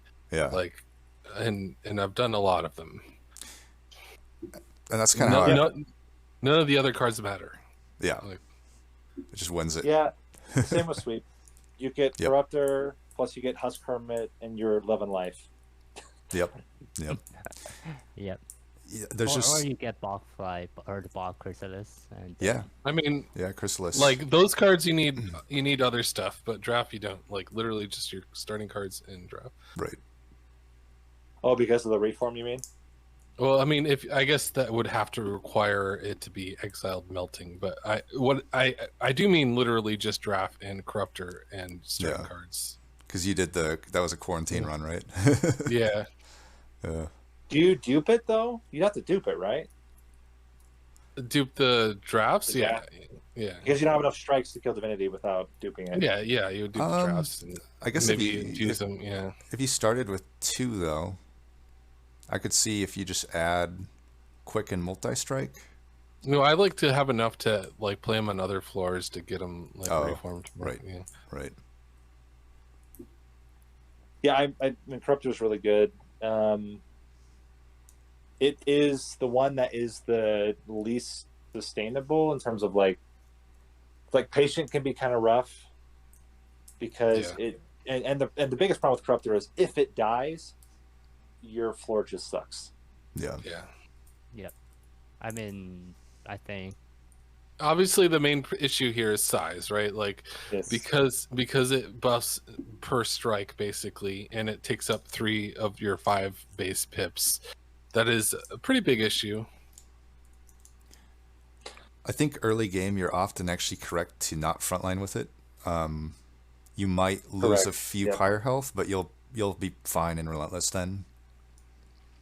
That's one thing I would say to if all the way through Ring 3. I even if you have a good unit with multi-strike, I still think you need the Corruptor damage that much. Right. Later on, when it gets the second upgrade health, and especially the third upgrade health, you Yeah. kind of have to frontline with it. Right. And what's nice about it is it's one of the only paths where like 4 charged echoes is enough. Yeah. Like you don't really need more than it. Where the others you rely on like having lots of charged echoes. 80 damage for 4 echoes, not too bad of a deal. No, it's pretty good. Yeah. I tend to say win game by self. I think it's one that is easy to misplay with. When I lose, it's my own problem. I don't think I'm gonna say say great. hard disagree there. I don't think it's one game by itself by a long shot, but I think it's great. yeah, I think it's it- also great. It needs another unit. Like it needs another unit to win. And it needs sustain. It needs sustain, and it needs a unit, and it needs like, it needs a good unit. I suppose I guess I just find it so likely that you'll find a good unit for it, even within the Wormkin arsenal. You have the 2 common tier or uncommon tier eggs that are pretty good with it. Granted, it makes it slower to get going, but there's so many cards that can get around that, like and even artifacts like Soul Siphon, even like Bounding Echoes, or even like an infused first or whatever it's called, like Kin, with the one that like adds permanent echoes, and And you can put Yeah. the 2 1-pip units before they hatch, and you'll either get 2 multi-strikers or just 4 flies on the floor. And if you're lucky enough to find quick, health, multi-strike, any of those combo, it's pretty hard to lose at that point. Because with the quick, they'd prevent almost all the damage coming in, other than on Divinity. But there's Shelter, there's Daze, there's a lot of options to deal with it. But yeah, I guess I can see great, because as I say that there needs to be those things to win it, which technically is not win game by itself. Now there's another path, however. So Decayer, number 3. Decayer has the one bane of its existence is Dregs, secondary clan. Yeah. Apart from that one single path, I think it's the most consistent. I agree. Yeah, I think it's even okay with Dregs and Imps. It's easier to forget. Like I've lost because I've misplayed, but like I don't think it's even too bad, at least like the early rings, to put them in front of the Decayer, and they're gonna die. And usually I don't like have more than 2 that I need to play out in a turn. So it's often not even a downside, and I feel. And by mid to late game, I think just hopefully you can remove those. But yeah, I'll agree they're not as good as the spell commons, but I think they're not that much of a huge downside. The only reason I specifically pick out Dregs is at least with the Imps, they're doing some immediate damage, which is often, and like, Yeah. I feel like they block better than Dregs block, even though they have 1 health. Like, they did their job. If you play a drag and it just dies, it didn't do anything. It literally was 0 cost, block a hit, get a charged echo. Whereas the Imps actually have some value. But yeah, I mean, in general, like Decayer was the one that, like, me personally couldn't imagine getting it to work until you play it, Right. and then you realize, like, It's busted. this thing destroys floors. Yep. It just annihilates floors. Annihilates them. Yeah, it's crazy. Even in a deck that doesn't use it well, it still does a ton. I guess the main downside is the Divinity fight. Like if you use this champ to destroy the floors and then maximize your deck to do that, it's not going to destroy Divinity by itself. Maybe. I've done I it. flying killed Divinity with Decayer. Yep, same. But you probably need also the artifact that gives you an additional reap. Well, that one actually, I mean, it's fine. The additional reap is fine. You're going from 5 to 6, which is pretty marginal. I actually think that if there's Karuska. any case for carving Karuska, it's this. Like, carving Karuska, you can. I'm convinced you could not have anything but a bunch of spells and Decayer, and if you have carving Karuska, you can win. Or even Bog Slime. Or Bog Slime, yeah, Yeah. something that will generate extra. 2, it's the number of charged echoes, I think, is really the key. Right. So, are you thinking win game by itself? I think it's win game by itself, borderline. Yeah, I'd agree. It's out of what we reviewed so far, it's the closest. Yeah.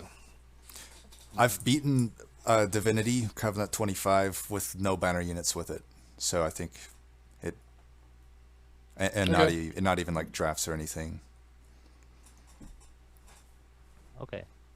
I guess we can put 1 there since there isn't anyone that is there right now. And And we that- move on to the Exiles. The Exiles, I have a feeling they're going to be on average Alright. higher. Yes. Well, and on Except for average, Wellington. yeah, except for Wellington. Sharto Queen. What do we start with?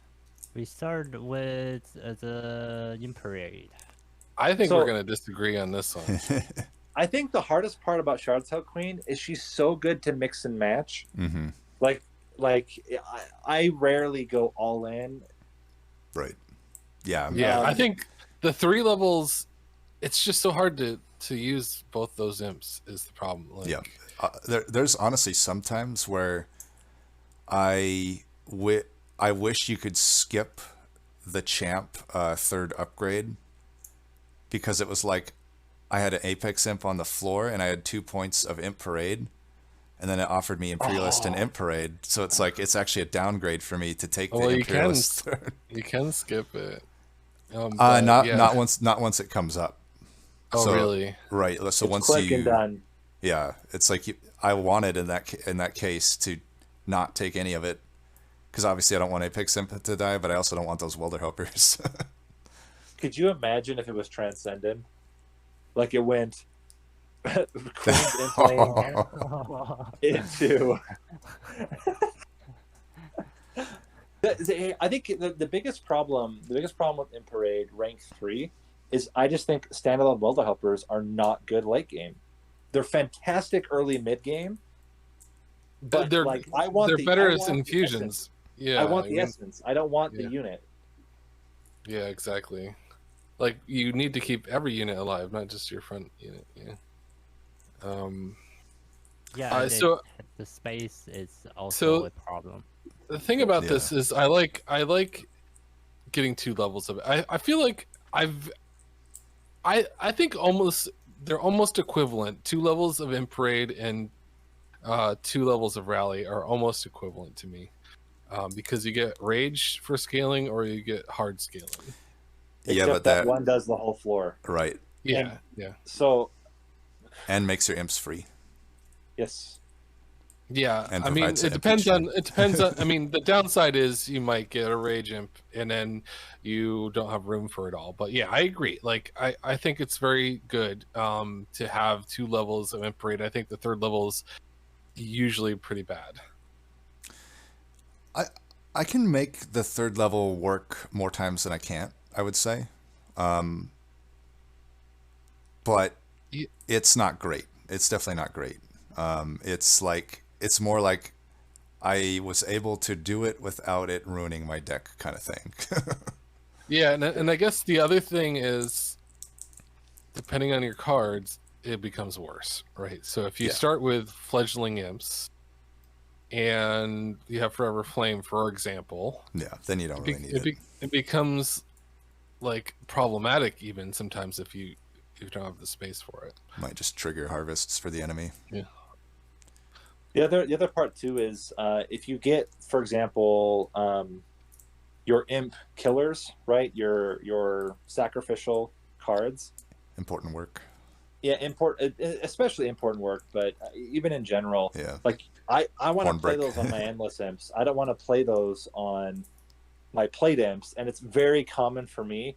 Even when I do 2 floor setups, it's very common that I just have like a bunch of random welder helpers just stuck, Yep. and I can't get rid of them because I'm not gonna. If I have a transcendent, if I have an infused fledgling imp, I will always play it on those, Yep. and then they just keep stacking up and stacking up and stacking up. and then they might trigger Pyre Wings or Harvests, and it's Yeah. just sad. And obviously the value goes up a lot if you don't have any, like if you don't find endless, and you, like, for example, mix in the explosion path, you need a source of imps then. Yeah.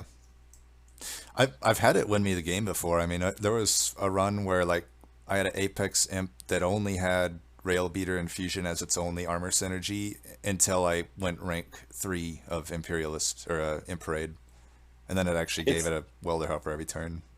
And it's pretty good against Divinity. The problem is it's bad against Seraph, against basically all 3 Seraph or all 4 Seraphs. Yeah. But it's really good against Divinity because you could just play them in the top floor and they die every Right. time. Yeah. Right. Yeah. I mean, as a general, I have to say I love Imperialist though. It's like it's so just free value, right? And I mean, we're not talking about Imperialist right now, but like, Or sorry, I've even, Imp Parade. yeah. Oh, I see. I meant Imp Parade. I said Imperialist. Yeah, I think it's strong. Yeah. Yeah, I think it's just great. Yeah. Yeah, I'd agree. It's great. I think it's like maybe not the rank 3, if rank 3, then maybe just good, but Right. Yeah. just 2 ranks or even You know- one rank. Sometimes you actually want the Queen Simpling instead, and the I just find that because I it's find just that kind of pretty rare. and- Yeah. So sorry. Like, yeah, I find that kind of rare. I mean, maybe to fuel Yeah, Imperialist. because sometimes you have like endless fledgling imp and then you have a transcendent.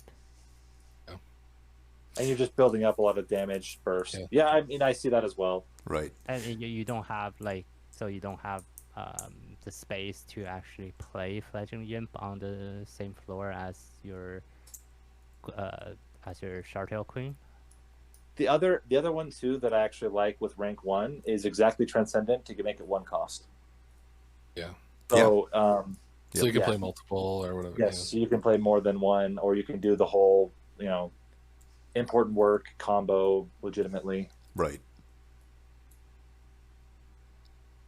So then what's next? Royalty. This is my least favorite, and I think you Yeah. pointed it out already. It only scales 1 unit, and it doesn't matter if it does 500 damage. It's still going to attack once. Right. It also has lower base health than at least than the other paths, I think. Let me Yeah. double check. Yeah, this is one where I ran it a lot pre-DLC. I thought it was pretty good DLC or pre-DLC, but post-DLC, I just don't. It's not that it's bad. It's just, to me, I would almost always want to take the other paths over it.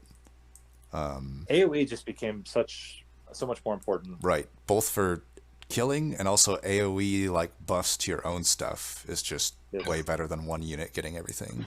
Yeah, Especially it a has some single middle striking level unit. middle level health, and actually that actually is a real factor, like for me, like Yeah. comparing it to Imperialist, because Imperialist can last twice as long Right. if you're looking at 3 levels. Definitely. It's also like, yeah, I don't know. The scaling, you could even argue it'll get a lot of damage. If it's like it can be bad though. Like if you low roll and don't find endless and you don't find imp parade, then you're actually not getting much rallies a lot of the time. Yeah, unless they're melting, but Yeah, that's melting. fine. If you have reform, you'll be good. But yeah. Yeah, so I would like say it's good because Shartail Queen never has to do one path. It can Right. always do one of the other 2. Right. So it's a great way to get some scaling if you just don't have any in your deck. Yeah. But it's mainly due to the other 2 paths being able to be mixed in. Yeah. I would put it at good, like, or maybe even okay. Probably I think okay. I That's would where I put would. it okay though. Yeah, I guess Yeah. okay, yeah. And it's weird because it's never like it's just because I would never take 3 levels of rally. Right. And also I think you have to pivot into one of the other 2 paths if you're taking the rally rank I mean, 1. Not necessarily, because there are, like, you can do specifically Melting Remnant. You can do tomb builds, Yeah. and it's Yeah. pretty good. Right. Yeah. You do stealth tombs. Yeah, And I mean I would say that's more of a like the stealth is good and the tomb builds are good. Well, but And stealth, it's you also need units that can do lots of damage, and it's a unit that can do lots of damage. So it's Yeah. But no, you're right. Like, stealth is by itself really strong, but it does scale. Like, rank 3 scales pretty quickly to where you're Yeah. killing a lot of frontliners fairly reliably. But in general, it doesn't do enough. You still need tons of support to kill the rest of the floor, and But So I there- think it's suffers the same as the Wrathful Prince. It's that even if it's good, it's only hitting for 1, and you need multi-strike on it. Yep. yeah, that's right. And you can't fragile it. It I costs mean, you health to I fragile guess it. the main thing is like it's a backup plan if you don't find any sources of scaling in your deck. If you don't get a fledgling lamp and you don't have any other source of scaling. It's really good scaling for one unit. It's purely relentless, although you have to it has to be for relentless. It's not scaling for. Yeah. for Well, I your- mean, you could have a Transcendent with Queen's Impling to kill floors, That's and right. that won't kill Relentless. But yeah, I think that's a good spot. And then we have the final one. Then Imperialist. Move it up, please. Yeah. Love me Boom. some Imperialist. It's very good. Obviously, it can't win the game by itself because you need an imp, but it's so good. Yep. Yeah, it's I think it's just these two. If you have just these two together, it's just I think you need both of these to actually win the game, but it's just really good. So the one build that's the exception is 2 rank royalty, 1 rank Imperialist reform builds. Yeah. That's the strongest Shardtail Queen build, but you have to have reform and you have to have Melting Remnant. I mean, I would say even with Reform though, Imperialist is pretty strong because then you don't have to kill it on another floor. No, I'm just saying that in terms of you can actually have it solo if you specifically have royalty 2 and you have reforming imps, because it will kill the imps no matter how much burnout they have, and it will scale to be able to defeat bosses. That's the big thing, is that you get the scaling from royalty, but that is such a very specific build that it's not really worth discussing in general. Imperialist, I find rank 3 is almost never worth it. The extra damage, you go from 40 to 60, but the 40 is enough. The 40 is already what you need to kill every backliner that you need to kill. And so for me, I pivot every time. No matter what it is, I will not take rank 3. I think Yeah. it's 20, 30. Yeah, I mean, I do like the base starting health in case you're relying on a card solution for Divinity or something. But yeah, I think 2 levels is enough for that. I've done 3 on Imperialist a lot just because it's only going to be because I don't find Imp Parade. Usually, a lot of times with Shardtail, it's not part of it might not be part of my main floor. If I didn't find Fledgling Imp, let's put it that way. And in that case, royalty probably doesn't get me anything, and I'm better off just getting that extra health so it survives a few more turns and clears a few more waves. But yeah, it's not super great to go Imperialist 3. It's not you're never foaming at the mouth to be ooh, I'm Imperialist 3, now I get my 3rd rank power spike, right? Yeah. It is also oh, go ahead, sorry.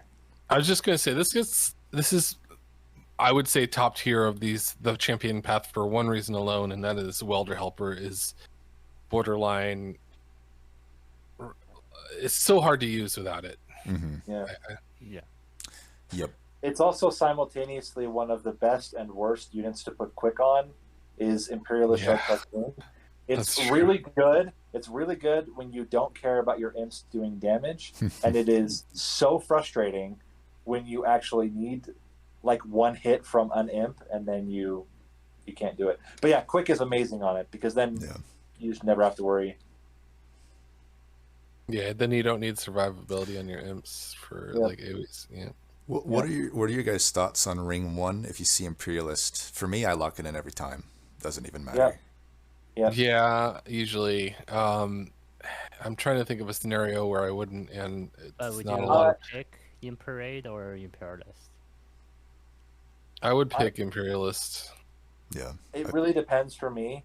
If it is, if you start with the tail, I would take Imparade because it's a guaranteed extra draw every turn. Yeah, that's true. And if you get double summons, I would take Imparade. Yeah. And Melting Remnant, I would probably take Imperialist. Yes. Yeah. Could be good. Good argument to go Artifact first with Shardtail. Yeah. Get some information there. I just feel in general, Imperialist has such a strong Ring 1. I can take every single trial. I probably won't even take a single bit of pyro Yeah. damage, like Ring 3 is rough. right. And then I've locked in my point of Imperialist. Like if I were to get stuck Imperialist 3 or Imp Parade 3, I'd rather be Imperialist 3, I think, just because you're guaranteed to have an endless imp be playable every turn. Even just the existence of Transcend Imp. I mean, if you think about it, it's not that unlikely to hit a single rare. You probably won't hit them in over half your games, but you'll hit them in a significant amount. And the fact that Transcend Imp plus Queen's Imp exists, and if you find Endless on it, with just a point of Imperialist, you should have basically won the game because you can play it every turn then. Yeah. Yeah, I mean, if Transcend Imp was a champion, it would be on the top one. Well, I mean, that's true of a lot of the rare units. Bounty Yeah. Stalker would be there. Apex Imp would be there. Morsel Mage would be there. There's a lot of that. If you could start with them in your, I mean, that's also why that one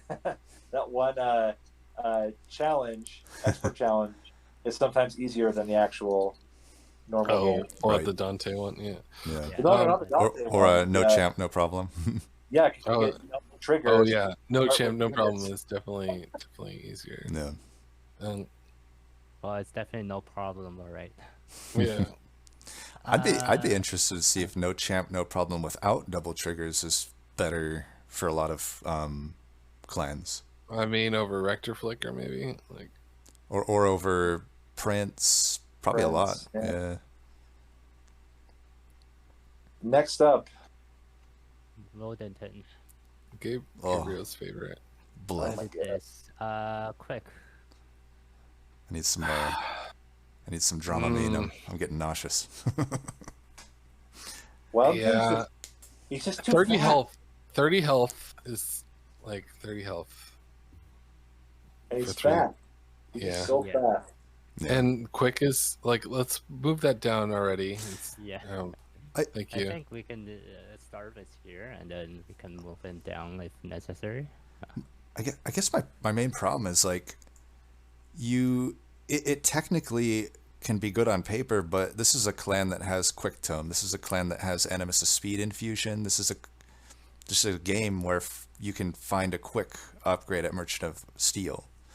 Do you really need your whole floor quick? Most of the time I find no. Most of the time, in the case of like a Shattered Shell, for example, I don't want anybody else quick. I only want it quick. Yeah, and also spikes is a thing. Mm-hmm. Yeah, So, like, what would make it work is if Hidden Passage was in Awoken rather than Hellhorned. Yeah. The incentive to multi-strike, or the incentive to overstack is there, but the only overstack possible card is so bad to take. You just can't.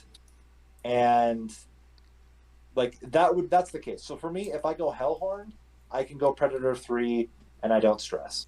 Yeah. I just put a bunch of demons on the floor, ascend them all, and I have a good time. But apart from that specific scenario, it's just not that great. Yeah. And then the other problem is that Multi-Strike 2 competes with so many better units to buff. Right. yeah, that's the other thing is like, it's not that good a unit to use all of your damage buffs on, because he doesn't have swoop. Yes, you can mix paths, but then he only has multi-strike one. And so I would almost put him at bad. I think he's okay. Yeah. I wouldn't put him all the way to bad. I think it's okay. It's swingy. But yeah, it's. I like that the path exists in case you have a really good unit that can fit on the floor. You can add quick, and it's just like, okay, you're spending a lot of resources, 3 capacity, to get quick to that unit, but maybe you just didn't see it, and you can get another multi-strike on that unit or something. I think you guys mentioned this before, but like Rodenton is really good at clearing waves, but not really good at just dealing with bosses. Yeah. One thing that really pisses me off is that Eel will cleanse its quick. Yeah. Oh, That's that the does. dumbest interaction. Yeah. What's the point of an enchant if it's not like it's like you'd think it'd be like just present. It's there. It's ever present. Right. But no. What will cleanse the quick? Because if I Eel Gorgon cleanses quick. That comes Oh from. yeah. It's a one-time buff Yeah. for anybody that's on the floor, so it's cleansed. It works the same way with like channelers. You can cleanse the spikes, but still, it's annoying though because if I let's say I descend a unit off the floor, they no longer have quick. Yes. So why does Eel Gorgon not just get quick if it's like something that's always It there? should I be guess, every turn like, to all units. That they should code it that it applies quick to all units on the floor at the beginning of turn. right. Not that But Eel anyway. Gorgon needs buffs necessarily, but it's just like an annoying interaction. In that case, it does though, because Right. that is not intuitive and very irritating. Right. But no, I think we're in a good spot with it being okay. Okay. Yeah. But yeah, I agree. I will say some people swear by it. Some people swear by Predator, but it's hard for me to. it's nice built-in way to scale. I guess that's where a lot of these champions are. Is like you can find better ways to scale, but this is a more guaranteed way. Right. I mean, always. There are always. It's a combo piece, but it's not like it's the most important piece of the combo. Yeah. Speaking of which, sweep. Yeah. I don't know. I think it's very good. I think it's good compared to. I don't think it's great. I think it's I good. think it's good. Yeah. I actually, I kind of Go think ahead. it's bad. Oh, Oh, I think really? it's good. I think it will lose you a lot of runs if you How? wouldn't. I So mean, it's a skill. It's a skill path that if you don't play it correctly, it will lose your runs. yeah, I mean, I can see that, but you can use it in two ways that I think make it good. One is, I guess, Never Nathaniel used this term earlier as not a goalkeeper, but like I guess a prevent, like allowing you to set up your floor. It'll die. It has a lot of health, but eventually it'll die, and then you've set up your floor. The other thing is, preventing leaks. You'll never have to worry about leaks. It's a built-in sweep in a clan that has sweep, but in a unit that has ways to scale and a lot of health, and it has a lot of health. It's also the main piece of the most reliable build in the game, which is the rat trap. So I can never put it to bad though. I think if you're right, it can lose you the game, but it's not what lost you the game. Like I think NightAngel said it right. I think it has a high skill cap to use it properly. But I wouldn't say it's what lost you the game. I think if you don't build around it properly, yes, it can become a detriment, but then you build around it properly. See, I think that particularly on Chased, if you don't have a good way to deal with Pyre Wings, it can pretty much lose you the game. I've had it happen, at least for me. You mean just having multiple Ember Drains stacking up and... Well, yeah, it's like basically you'll lose all your Ember if you can't kill the Pyre Wings, and then it's like then the units start stacking up, and then it's like you never can get Ember again. So if you can't kill the Pyre Wing in 2 hits, maybe even Chased is a bad example. I'd say even Pyre Wings, the Ring 7 is a better example, because in those cases sometimes you had a deck that could probably deal with most things, but you can't deal with some of those waves where there's 2 tanks in front of Pyre Wings. Yeah. And then it's like Ember Drain, Ember Drain, Ember Drain, Ember Drain, Ember right, Drain. Yeah. right. And you never have Ember past that. That's probably the main one, I would say. But even Or I guess. Oh yeah, go ahead. I was just gonna say I do think this is one of the big problems I have with Root as like the Entangle card. Yeah. I think Entangle card has a similar type of effect where like you use it to try to stall and the stalling just kills you because you're often stalling high health things that then block you from killing more important things. Right. I think what pushed it over the edge for me is Sweep. I mean, Narninian, you mentioned it. It's the clan of Sweep. At the same time, you don't always have Husk Hermit or you don't always have Shattered Shell. And being able to have Sweep that is guaranteed is pretty valuable. I mean, Sweep is just always good. Yeah. But yeah, I mean, I guess there are edge cases, but I feel like there are a lot of edge cases with a lot of champions, and Right. I wouldn't judge it around those edge cases. I think the standard is it's okay, and that's kind of where I would say it sits, maybe okay, good. But man, the Rat Trap build is so good. It's so so stupidly good.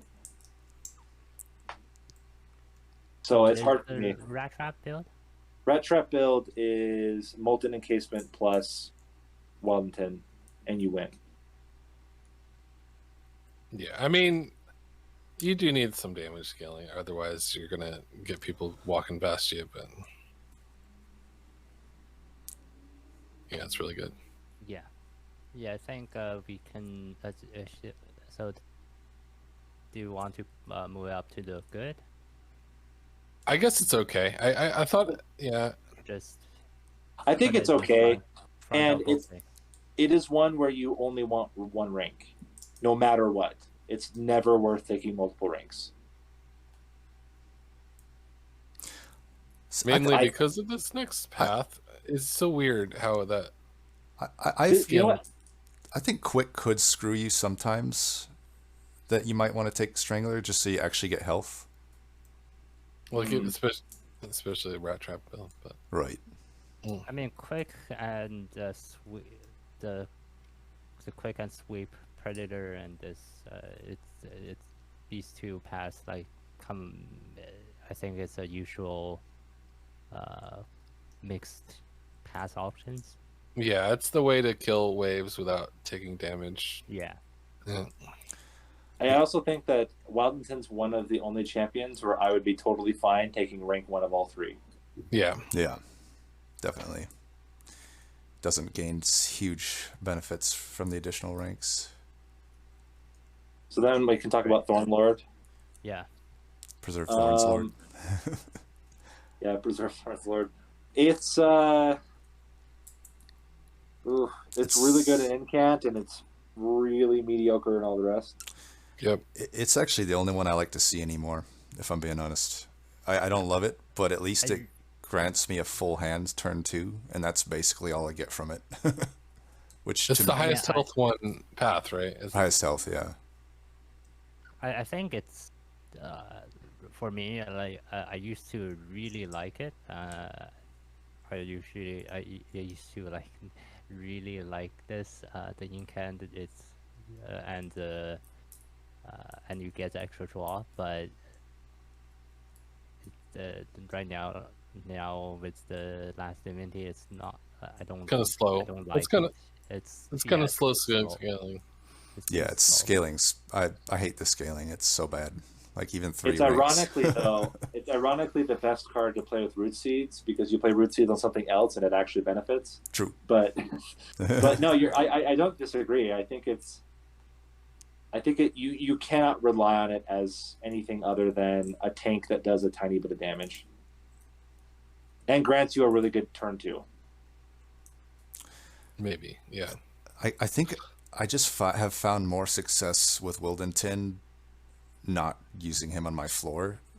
So I'm like pessimistic here, but I think that's why I like the Thornlord, just because I put it down. Yeah, and I you know, if I have a Bounding Echoes in my opener, I can then play it after that and get all that inspiration gas, or even like a Stygian, I can get some incant gas. But typically, I just don't want those 3 pips dedicated to such a poorly statted unit for 3 pip. I'd rather just fit like either a 2 pip units depending on my situation, or even just like just a 2-pip and a 1-pip.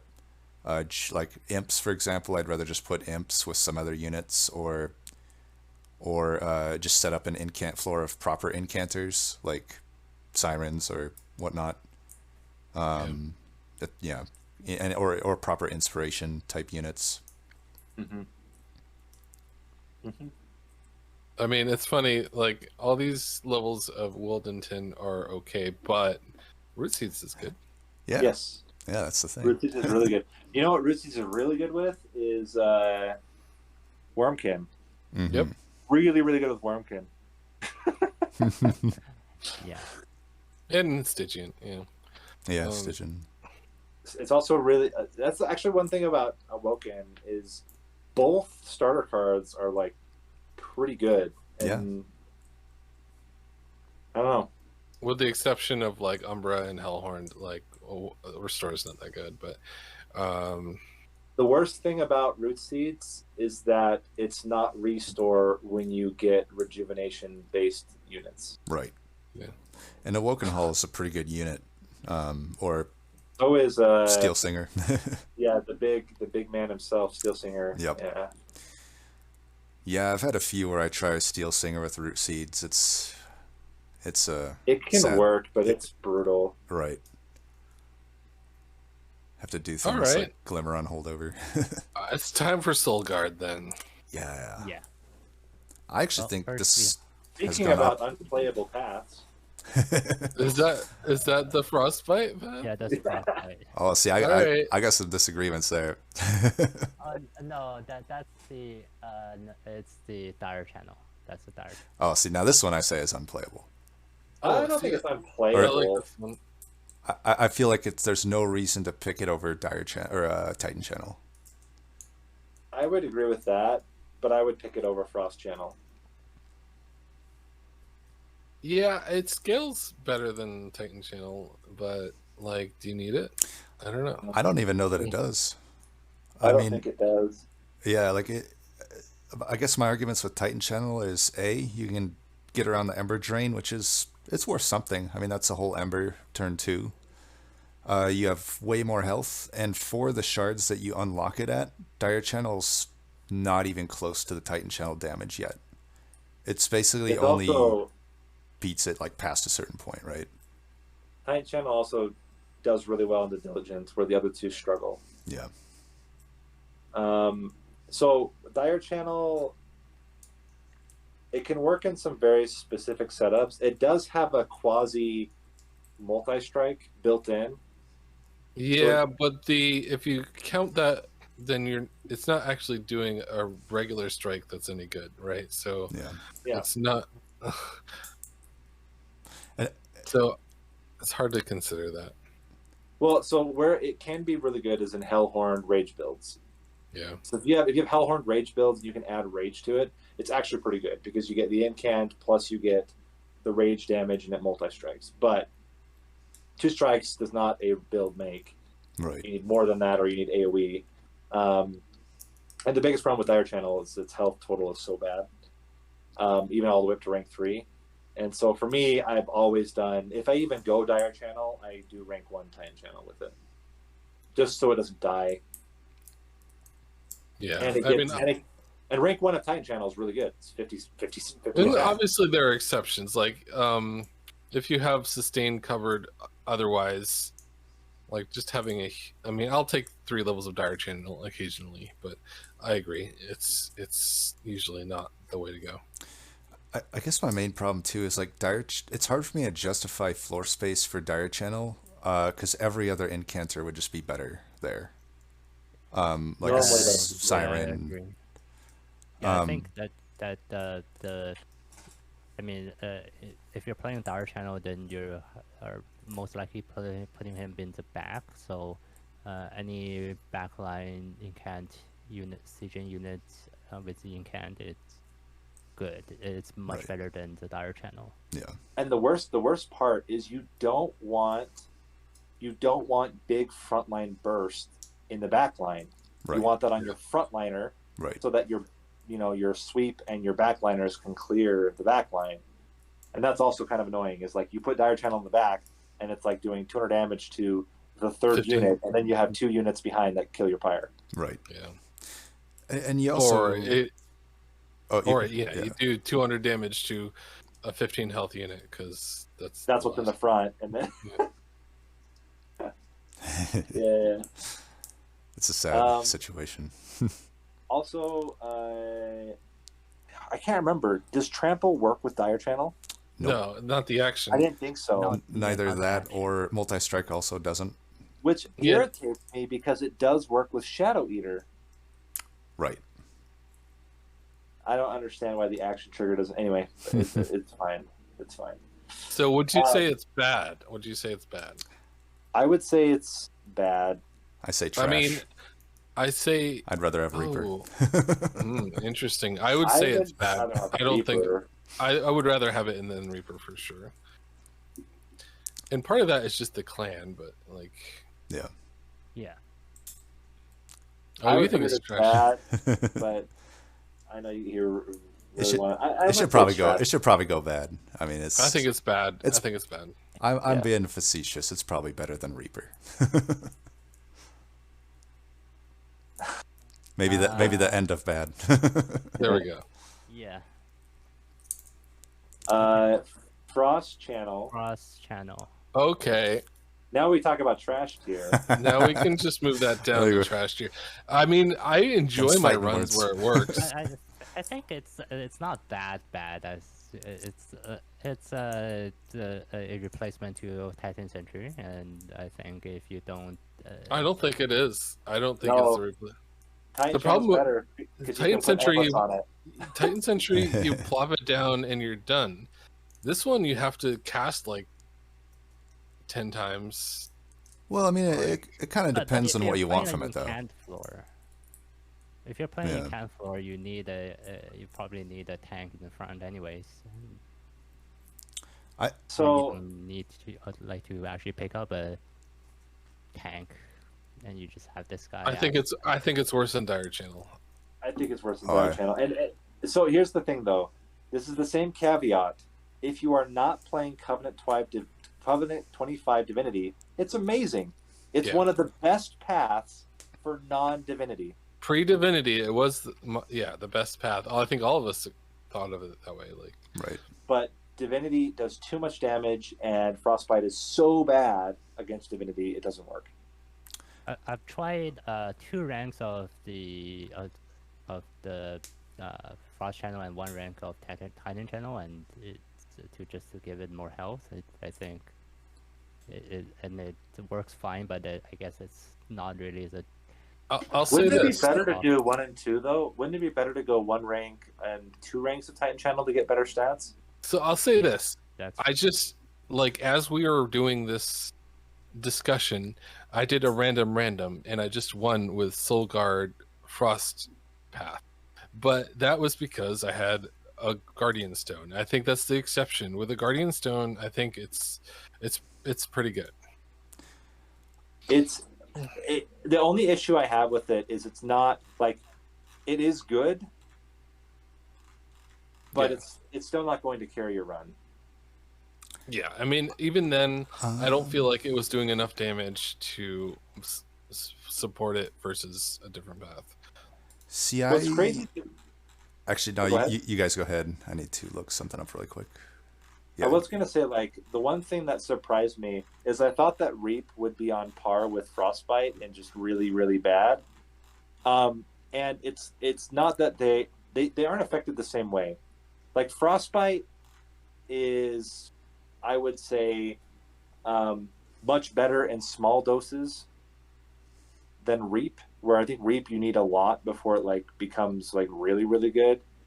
But like having lots and lots and lots of Frostbite actually isn't that necessary. You can have a little bit of Frostbite and it's as good as having a lot of Reap. Does that make sense? Like, specifically talking about high health and bosses. But like you get 20 Frostbite on a unit and across 3 floors, it's like pretty good. It's really just Divinity that it all falls apart. Yeah, I mean, it's not just Divinity though, because it's The higher damage you get across the board because of shards. yeah, like it's also like sustain is rough because you need to get hit. to do your damage, and things do a lot of damage, and you don't have a lot of health. So Yeah. So Yeah, I think if I think it would be a much better tank would be like the Titan channel or You know what a would unit. I would really like? Maybe this is crazy. I would like it is a flat amount of frostbite, and then it's scaled health on shards instead. that could work. So That would probably be 5, better. 10, 20. 5, 10, 20. And then, or even like if it's just 10, it's 10 at all ranks, and it scales 1 health, and then it scales 3 health, and then it scales 5 health per incant. Yeah. That I could see being really strong, even into Divinity. Right. I would like that. So I would put it at good personally. I've had pretty good results with it since the last few months of playing. My thoughts on it are that it's always going to do something for me, even if on the low end of that it's just clearing the backliners on like 2 waves. But at that point, in that situation, I'm not playing it on my main floor, and I can just put it down, get maybe 2 or 3 incants, and a full rank of Cold Channel is still going to kill the backliners of wave 1 through 2, maybe 3, depending on the ring. I just think that's a huge opportunity cost. Like if you are giving up your champion to basically like do a glimmer, like I think that's rough. Maybe, but if I compare to say Dire, I guess I'm never taking it over Dire Channel for the reason of looking at that low, the low roll there where it's just not on my floor. Dire Channel won't do anything at all for me. At least Cold Channel will clear those waves, but I think even on top of that, when I have a build that utilizes Cold Channel on my main floor, I think it still crushes everything in the game. Now that obviously needs defense, but a lot of clans have some big stuff there. Like Awoken's the most straightforward, just with heals, but there's a few, like I thought Umbra was bad with it. I don't know so much anymore. Like feeding it morsels, particularly if you have Feast or Shroud Spike, can be pretty insane. You can also give it Lifesteal to get it, usually if you're scaling it with morsels, it gets attack as well. At that point, you can flex a Titan channel in, get 40 attack at 4 shards, and then it can heal a lot back with Immortal Trade. So there's a lot of options that actually make Cold Channel still work, I think. And as I've had it carry a lot of runs for me recently. Still agree that on Divinity it's not as good, but it's still it basically still clears all the waves, and then in Relentless it will still crush. I guess that's my argument for Cold Channel. I think the skill floor lifted quite a lot, and that's probably Right. where for me, where I'm only playing on average like 1 to 2 games a day, and that's like when I'm doing heavy. So I probably just need to play with it more. I've had so many bad experiences that I like just kind of by default think, okay, it's going to be another bad experience. I'm going to go with the more reliable. Yeah, And but I also think I've had really good runs with Dire Channel, so I think it's I probably just lack of experience. Right. I think it's better than Dire Channel. That it like because it does clear the backline, and you don't need as many backline targeting spells as you would if you're taking Dire Channel. And if you're not getting Titan Channel, then and just get these 2, then I would just take the Frost Channel. So are we putting it at I would Okay. agree to okay. I would agree to okay. I think I need to play with it more. Yeah, I guess that's fine. I And just then- think against the patient and the temperate health is rough. And with diligent, scaling is rough. True. And chased, I guess chased still is okay, but yeah. Anyway, Chase, the frostbite goes away every turn. Right. Purify. There might be. I think there's a certain amount of shards you can keep it under to prevent purify on chased, but it's pretty low. 140, I believe. 140. I remember looking at the spreadsheet. I think it was 140. Pretty rare for me Yeah, to I'll be be right under back. that. Okay, so then Titan last is Titan Channel. Even though Titan Channel is good, it's still not great. The best thing about Titan Channel is that it's straightforward and it's got a freaking lot of stats for a space, but it can't carry you other than it's a sustain. It can carry you through sustain, but you still need a lot behind it in order to win. But man, it's a lot of health on a unit. Yeah. Yeah, so you it takes a while to actually activate it though at rank 3. So that can sometimes be a downside, but it may not matter too much if you have card draw and you have enough Ember or cost reduction to play all your cards. It's probably why it's a little bit easier for me for exactly those reasons. I almost still by default take draw. Not always. Yeah. I'll take capacity and Ember sometimes, but normally take draw. And I cost reduce everything. So like getting to 15, that's you think by turn 3 normally, right? Yeah. So if you're playing top floor and you need to get to 15, that's 5 per turn. Like that for me has never really been a big problem. Especially with spell chain, I feel also helps things. Honestly, the worst thing about Soul Guard is that it's freaking starter card discards, which is really irritating. I'm starting to really like Forgone Power. I think when you go double draw, it's nice as an option if you don't find good low cost incants or artifacts that help you play out the higher cost incants.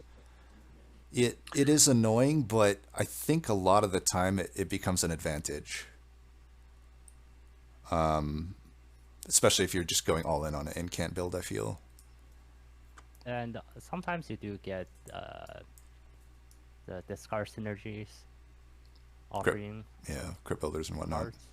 Yeah, but for every time that I have foregone powered a foregone power when I had 2 offerings in the deck, or 2 offering cards in my hand. Yeah. Right. So it's similar to Plink that it's a really feels bad starter card. And I almost think that if they were to swap, would they even want to swap? I don't know if Tethys would be bad with foregone as well. I feel like there'd be less reason to go Conduit at the ring 1, maybe. Yeah, unless you got some good damage spells in your starter hand. Right. But man, Frozen Lance would, I think, be better with Soul Guard because there's so much value in just dumping spells. But yeah, it's hard. But yeah, Titan Channel just. See, I look at everything in our good tier, and I feel like I would put Titan Channel in the great just because I think it provides more value than that tier usually provides me.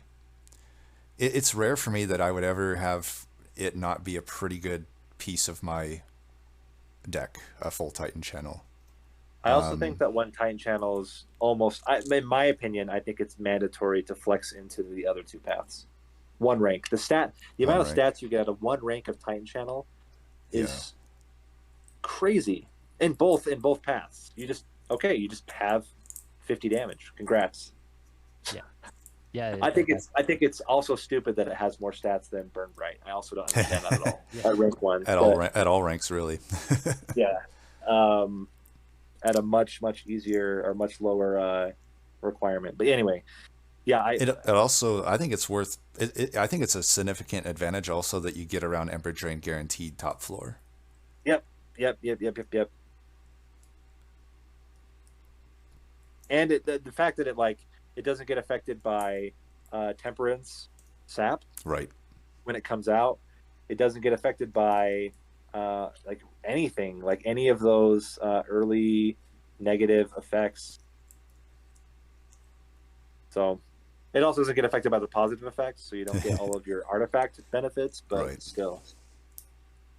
Yeah, but the thing is that he still only does one hit, so there is that, and you do need units behind him. Yes. I suppose even on that front, though, I think it beats Dire Channel significantly because it is technically a hit versus like an action. You can still apply like Furnace Tap to it in an Ember Train build, or even like Umbra Stone, or Yeah. it also benefits from melee weakness. So if you have like a Rail Beater or a Force Contamination, it can benefit from that. Whereas Dire Channel just can't. But those are probably edge cases, admittedly. It is the single worst card to reform in the game. Yep. Yeah, it's not a fun one. Though I will say none of them are particularly great with reform. No. That's- Silgard has a bad time. I guess chill. The Frost Path is okay to reform, but Treat it like a endless frost shark at that point, basically. I can see that. Yeah, I would make the case. I don't think that it should lose shards on death. I don't think that there would be enough advantage if Solgard kept its shards. I don't think it would make it overpowered. Yeah, I think if it kept shards on death, then like these two paths would be actually much better. It'd be good or great. I'd be fine with that as well if they did the same to Devourer of Death. I Yes. feel like it wouldn't be that OP if it just kept its stuff. It's not like it's.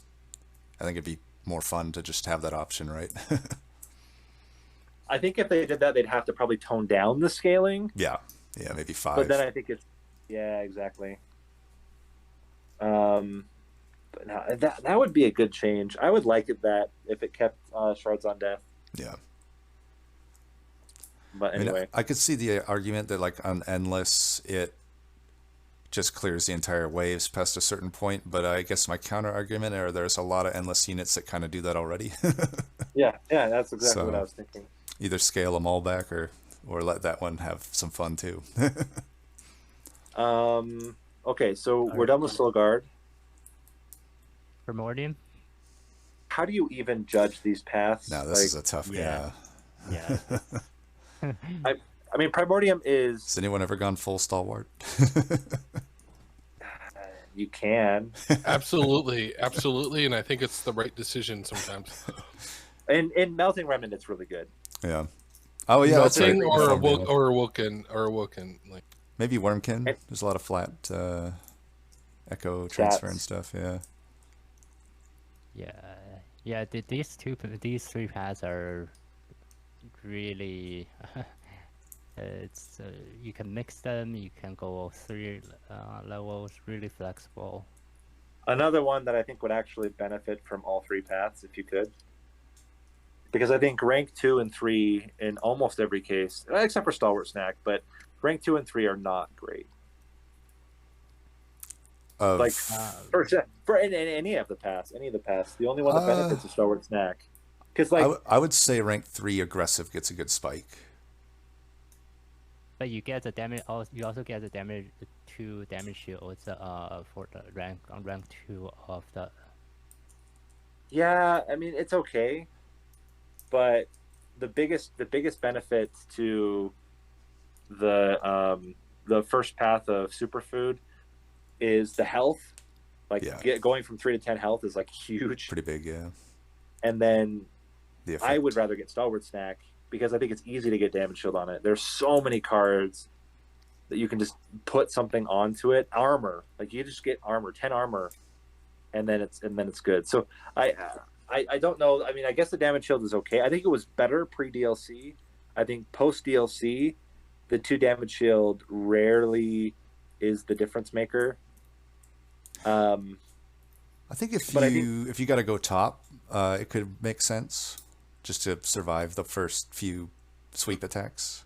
I think this champion is probably the hardest to evaluate on its own. On its own, because like you have stuff like Wretch that would change the value extremely. Yes. On which paths are better.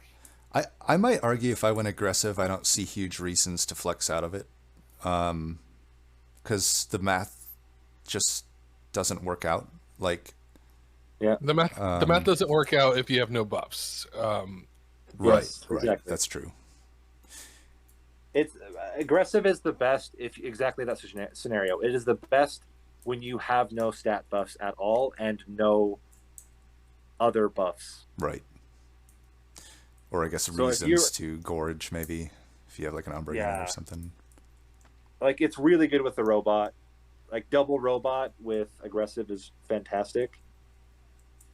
And that's kind of the cases where I use it, is when I have something that multi-strikes and I just need damage as quickly as possible. Right. I think Superfood certainly has the highest high out of all three paths. It's the most fun, too. I mean, it's the best one to go with the Umber Drain deck. It's also the worst one to go into Temperament with. I guess aggressive has the highest floor. Yes. So it's I hard. don't know. It's hard for me to judge. I think all of them are pretty good. I think that Superfood. I would edge out Superfood just because even the floor of Superfood isn't terrible. Yeah, I'd almost say the floor of Superfood is at least equal to aggressive or better. But that could just be playstyle. If I get stuck, like there's times with aggressive I can't play at top.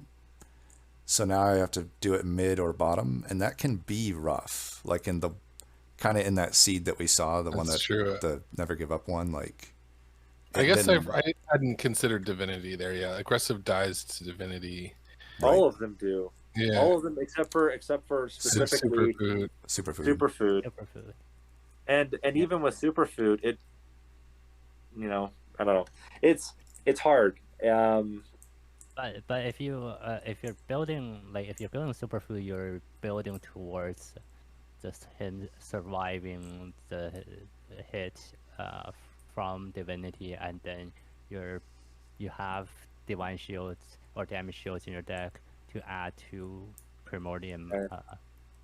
Like you would build toward it. So I think Superfood probably belongs at the fronter end of great, and the other two would be in good.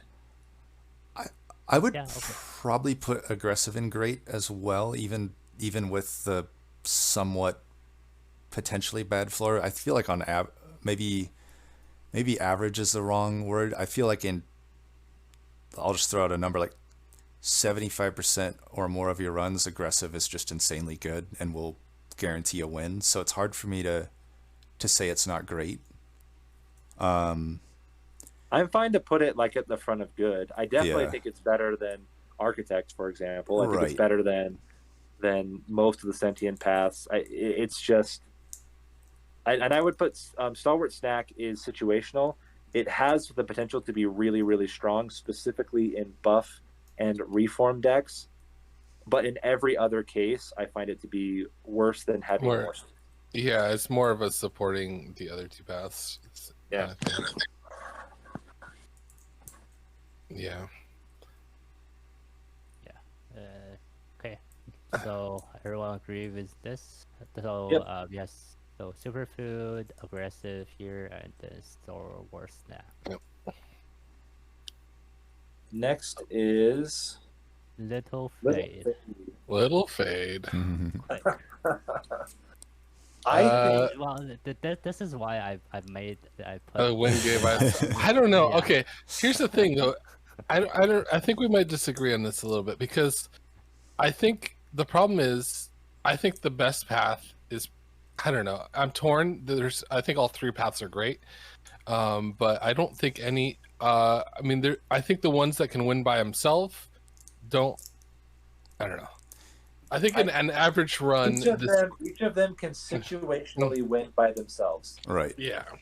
But there are times when I don't. I would, pre DLC Firelight was the best.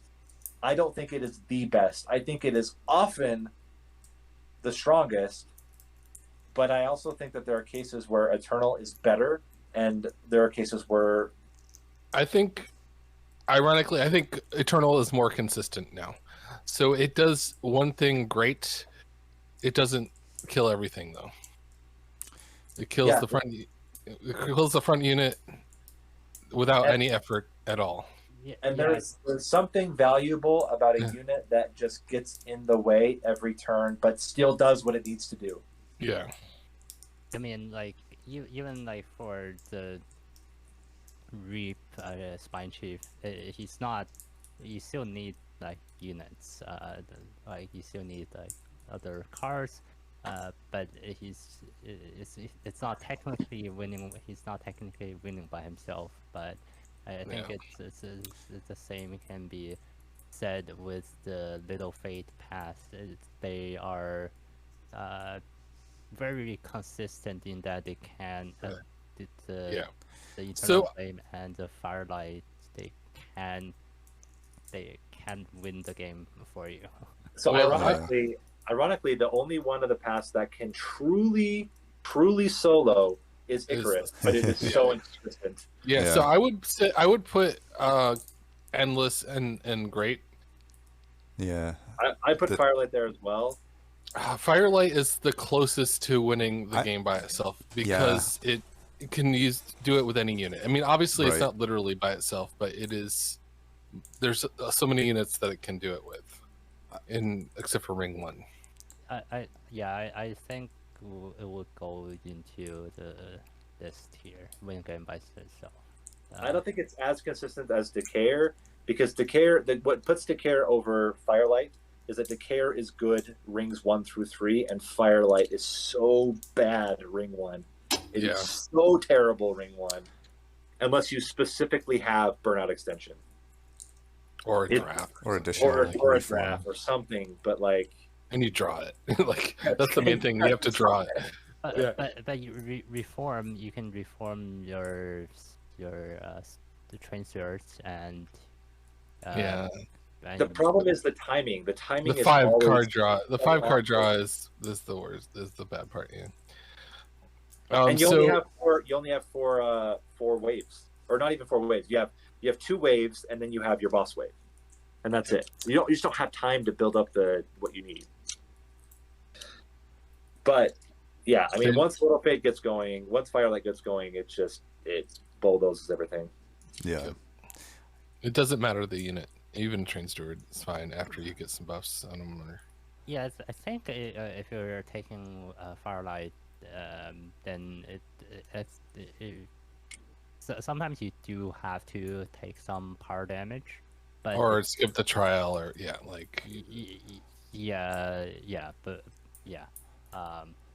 but usually it's not like it's not game ending, it's not run ending. Like you can still take the trial and take some power damage. So you lose some points, but I would say with Firelight, it's one of the ones where you actually don't need to take early shards at all. Right. Like you just coast until the mid game, and then dump. Once you get to rank 2, everything smooths out, and you're going to be fine. And it's less about the rank 2; it's more about the removing all the junk from your deck. That is not. And also, reformed. just the battles last longer. You have more time to build up stats. Yeah. And then I would put Icarus in good. I don't think it's great. Yeah, if you roll it's so demoralizing. Yeah, it's just like so dependent on your first 3 rings and what like cards you have. Like if you have damage shield card in your starting deck, amazing. If you don't, and there's no invasion trial, awful. Like or Heaven's Priests. It's like you could, even without the invasion trial, you might get Clergyman or the Hasters ring 2, which can get you there, but You know, often enough, there's no clergyman trial. There's no like a troop like Heaven's Priest where there's like one backliner that hits you, and the rest is just tanks and healers. Like you'll get a spike there, Yeah. Yeah. or 2 spikes or whatever it is, rank 1. I will say though that into data list it's like almost an auto pick because every single data list is really really good with Little Fade. But anyway, that's and it has the if you have Awoken, it's there's so much. Awoken has even cycle of life, like adaptive mutation, spikes, artifacts, Crucible, like it's steel enhancer, like even stuff like that. Rembalash. And then like Umbra's pretty good too with damage shields. Like even Hellhorn is pretty good if you have armor cards to start with. The nice thing about Hellhorn too is that you can torch it. You can torch it and reform it. Right. Yeah. If you can do that turn 1, and then you can get some hit more than 1 unit. Or torch enemies to get the thresholds. Yes, exactly. So, go ahead.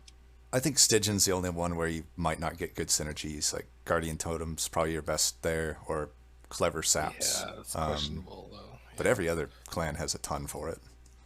The one thing about Stygian though is you have 2 sweep units as well, like Awoken. So, or you mean specifically for gathering spikes for Icarus, yeah. Yeah, that's right. Guardian Stone tends to be pretty good. Yeah, but you're right. It's like Stygian is like designed to. It's so weird. It's designed to like avoid your units taking and doing damage. Right. And I feel take spells and sap them, and I don't know. Right.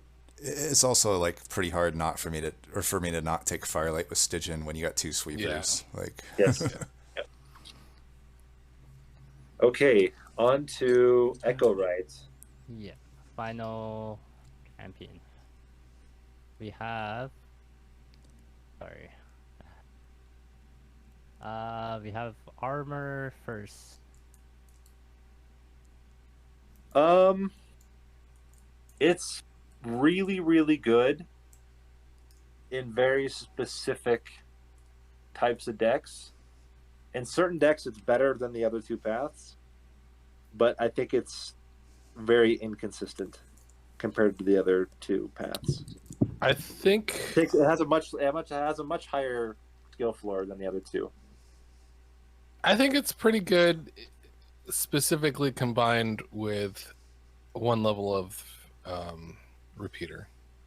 Yeah. I actually don't like it with repeater. I think it's better without. I think it's better with eggs than it is with repeater. But the main reason why is I think it's the single best user of Wormkin etchings and Broken Memories. The Broken Memories combo. Yeah. Yeah, but sometimes you don't get those cards. Yeah. No, you're right. That's why I say like the main reason I don't love it with 1 rank of the return is because I don't think it does enough at rank 2 once per turn. But I mean, I guess it's not terrible. What is it? It's at rank 2. It does 8. Is that right, or is it 10? 8. I think it's 8. 8. Yeah, it's so this, I would say, if you don't get Broken Memories or etchings or Rancor Repeater, you can make a card like Ambient Charge or Total Recall do some serious work with this path. It's just not something that feels good because it's like you're burning out your deck, but technically it gets you'll never die at that point. So it's like oh, go ahead. I was just gonna say it also pisses me off that it doesn't work with wing clippings.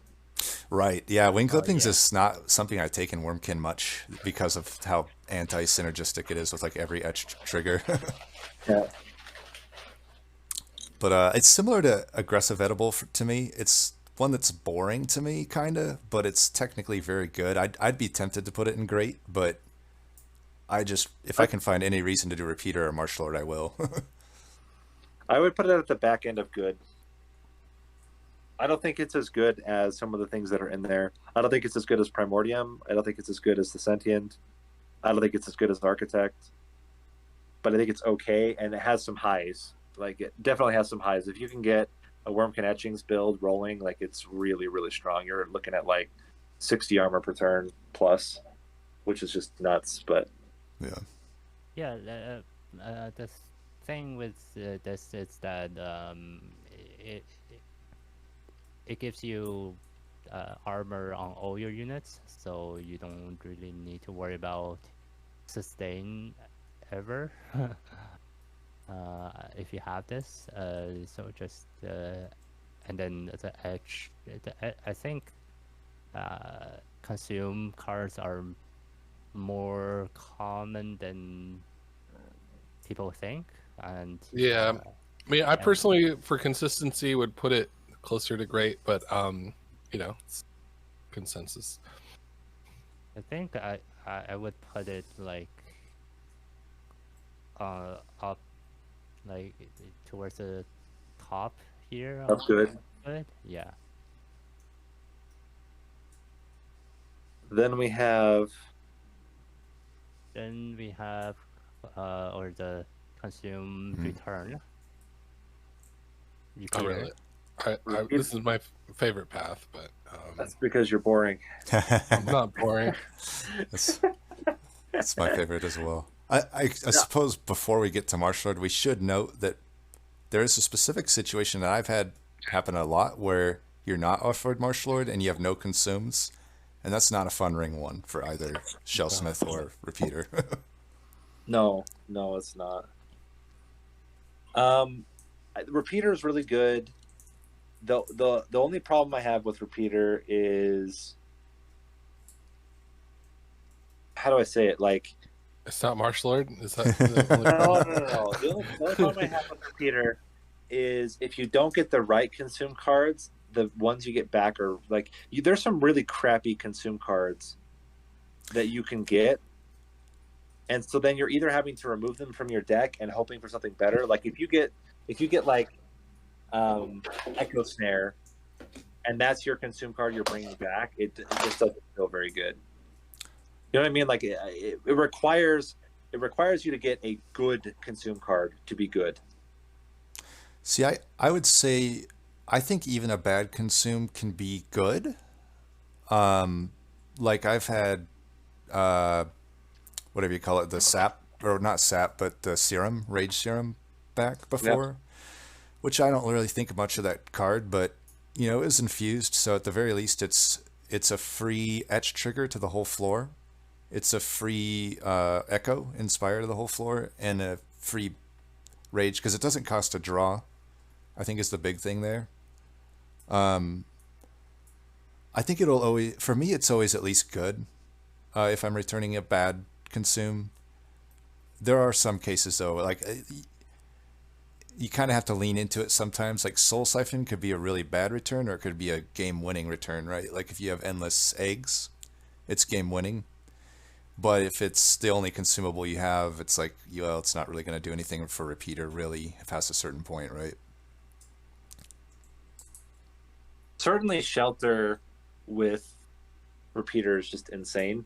Mm-hmm. That's that's where you start getting into like crazy stuff. Broken Memories combos that you can get. Like there's some stuff you can do with Repeater that's like really crazy. Right. But and then obviously you get into like the real nuts stuff, which is like Furnace Tabs and Last Stand. Yeah,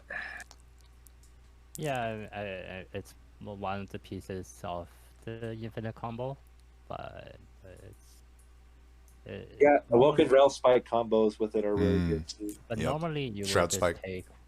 take the one consume, either rank 1. You wouldn't really go for rank 2 since it is the same, it's just a stat boost, but you either go rank 1 or rank 3. Yeah. Yeah. And I don't mind it as a flex to Shellsmith, if I know it doesn't look like I'm going for something that can really benefit from A, 2 cards returned, but B, even just if I, kind of like what you're talking about, Nate, if you have a low value consume that you just don't even care to, you almost just have a bunch of like Echo Snares and other low value ones, I think it's good to flex into Shellsmith there, because then on the note of Shelter, right, you're just getting yourself 8 armor a turn. Yeah, and also is if you don't get those cards that return consume cards to your hand, you can just have one rank of the repeater, and then you have at least one consume cards return to your hand every single turn. So it's not bad. I think it's better than Shellsmith. So I would put it like I think they're pretty close, but I think it's better. I think we can put it at the end here. What do you guys think? Yeah. I'd agree to that. And, Marsh Lord. And I'm gonna sit out. I'm gonna sit out. What? What? No. we need you on this one, Narninian. No. So it's definitely not win by itself because even as good as Bogworm is, he's not going to kill everything. Bogwormling. I'm so biased because apart from a certain tournament round, I have not lost with Marsh Lord. I don't lose with this champion upgrade path. I need to bring. Hang on, I have an audio clip I need to play. Hang, 1 second. I actually never lost with the Marsh Lord ever since that tournament. Yeah. It's cursed for tournaments. We know that. It is a tournament curse. Nobody could get through the one seed. But it's hard for me because in general, I think eggs are really strong. Yeah. They're really, really, really strong. And the more that I played with them, the more that I realized, like, they're apart from Bog Chrysalis, or not Bog Chrysalis, the Bog Deep Cocoon. Yeah, I think that one's trash. But the other two are so good at just packing value into a single thing. Oh, by the way, the Cocoon is fantastic as an essence. It's a great essence. Yeah. Terrible unit. But the fact that the eggs are so good anyway, and it's so easy to hatch them, and then you get all the etch triggers on top. Like, for me, it's really, really easy, in my opinion, to set up an egg build that just wins. You don't need that many cards. You don't need that many consume cards, and it's still very, very strong. Yeah. It's also the only one that isn't reliant. It's the default for me if I didn't start with any consume cards, if it's offered, because it's the only one that's going to do anything for me, ring 1 to possibly ring 2. Whereas and the eggs other are ones just yeah. The other thing that's nice about eggs is that they are fantastic at, like, the Cocoon is really good at blocking up until it hatches, and then it hatches and it heals. Like, I don't know. There's a lot that I really like about how that build works in general. Yeah. And it also is the only Echo Right that, well, I guess Still Smith can as well, but, like, Repeater dies very easily. The Echo Right can die, and it doesn't affect whether your build's going to succeed or not. So I don't know. There's a lot of things I really like about it, but I'm super biased because I seem to do really well with it. Yeah. Yeah, I don't think it's as reliable across the board as Repeater, but I do like it a lot more. Yeah. Yeah, I think it has a decent floor. The floor is that you just don't find eggs, I feel, which happens. But even then, it's not bad, right? Like, you get a keeper, and it's also very good. Right. You have a guaranteed 3 units on a floor with a keeper. I don't know. It's hard to not like that. So, right. And the fact that you can fit 3 pips, it's hard because, if you have 2 units that are going to make up 2 of those pips, it's kind of scary. You might not draw them, but Cheater's if you hand have can a make it 3 easier. pip unit, you can fit a 3 pip unit, or you can add a pip to get 2 pip units. Yeah. And then you just get an extra 2 units on top, which is really strong. But I also, it can be, I'm sure, like, and as it was in the run that we did, what's funny is that run absolutely was winnable. This is what I did. I repeated the run and showed that it was very clearly winnable if you don't greed so hard. But yeah, it's I think it's very, very strong. And if I compare it, so you're comparing it against within the Echo, right? like arc there. But if you compare it to just other types of champions, it's 2 units at rank 3. It's 2 units that together have like 150 and 135 stats, Right. with upside if you have consume cards. Right. Yeah, I remember in that run, the run you're talking about, I had some of the worst play, but also some of the best play I've ever had in that. Like on the first few rings, I did so bad. I went Marsh Lord and didn't pick eggs, or didn't get eggs.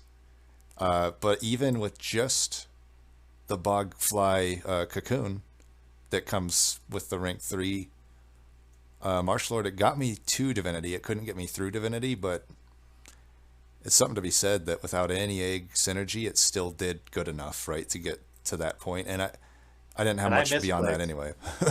Yeah. If I hadn't misclicked, I also would have been just fine. Right. The Malika events. Yes. Oh my god. Trauma. Still feel it. I think the list looks pretty good. Yeah. Oh wait, so where do we put eggs? I would put eggs. I think it's better than personally. I think it's better than Steelsmith. I think it's not as reliable as Repeater. Yeah, I feel like it's great. Are we putting it great? I would put it on great personally. Yeah. But I would put After Repeater. Yeah. after Repeater. Yeah. I would I would agree. I mean I've had really good experience with X too. It's that as long as you get at least 1 egg, you're set. Right. Also worth to note that Bog Slime is good with all 3 paths. Oh yeah. That's just an amazing artifact. I mean, honestly, the existence of Bog Slime and Karuska make Inspire even just such a powerful mechanic. It's like obviously you'll have the runs where you just don't really use it that much. Right. But I feel like those are pretty rare.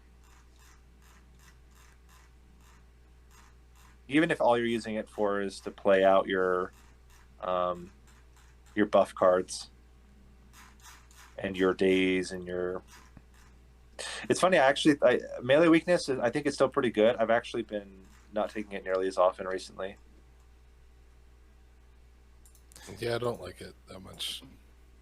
I think it's good with Rail Beater. I don't think it's quite as good with the spell. But anyway. It's also, for what it's worth, Marsh Lord is the best Echo Right path according to the meta-analysis that I did of like 10 or so Covenant 25 players. Oh, interesting. So I've got to go. Yeah, me too. Really appreciate the discussion. This was really fun. So next week, that was fun. On the clock tower. What was next that? Week, let's do. Next week, let's do some fun stuff. Yeah. Yeah. Okay. And yeah, I'm gonna head out, and then Gabriot, we just need to combine our 2 recordings. Yep, definitely. I will send you what I have. Yep. I can splice them, and then I can send back if you guys want to post onto your individual channels. Sure. And anyway, thanks guys. Talk to you guys later. Awesome. Thanks everybody. Right. Thank you. Bye. Bye.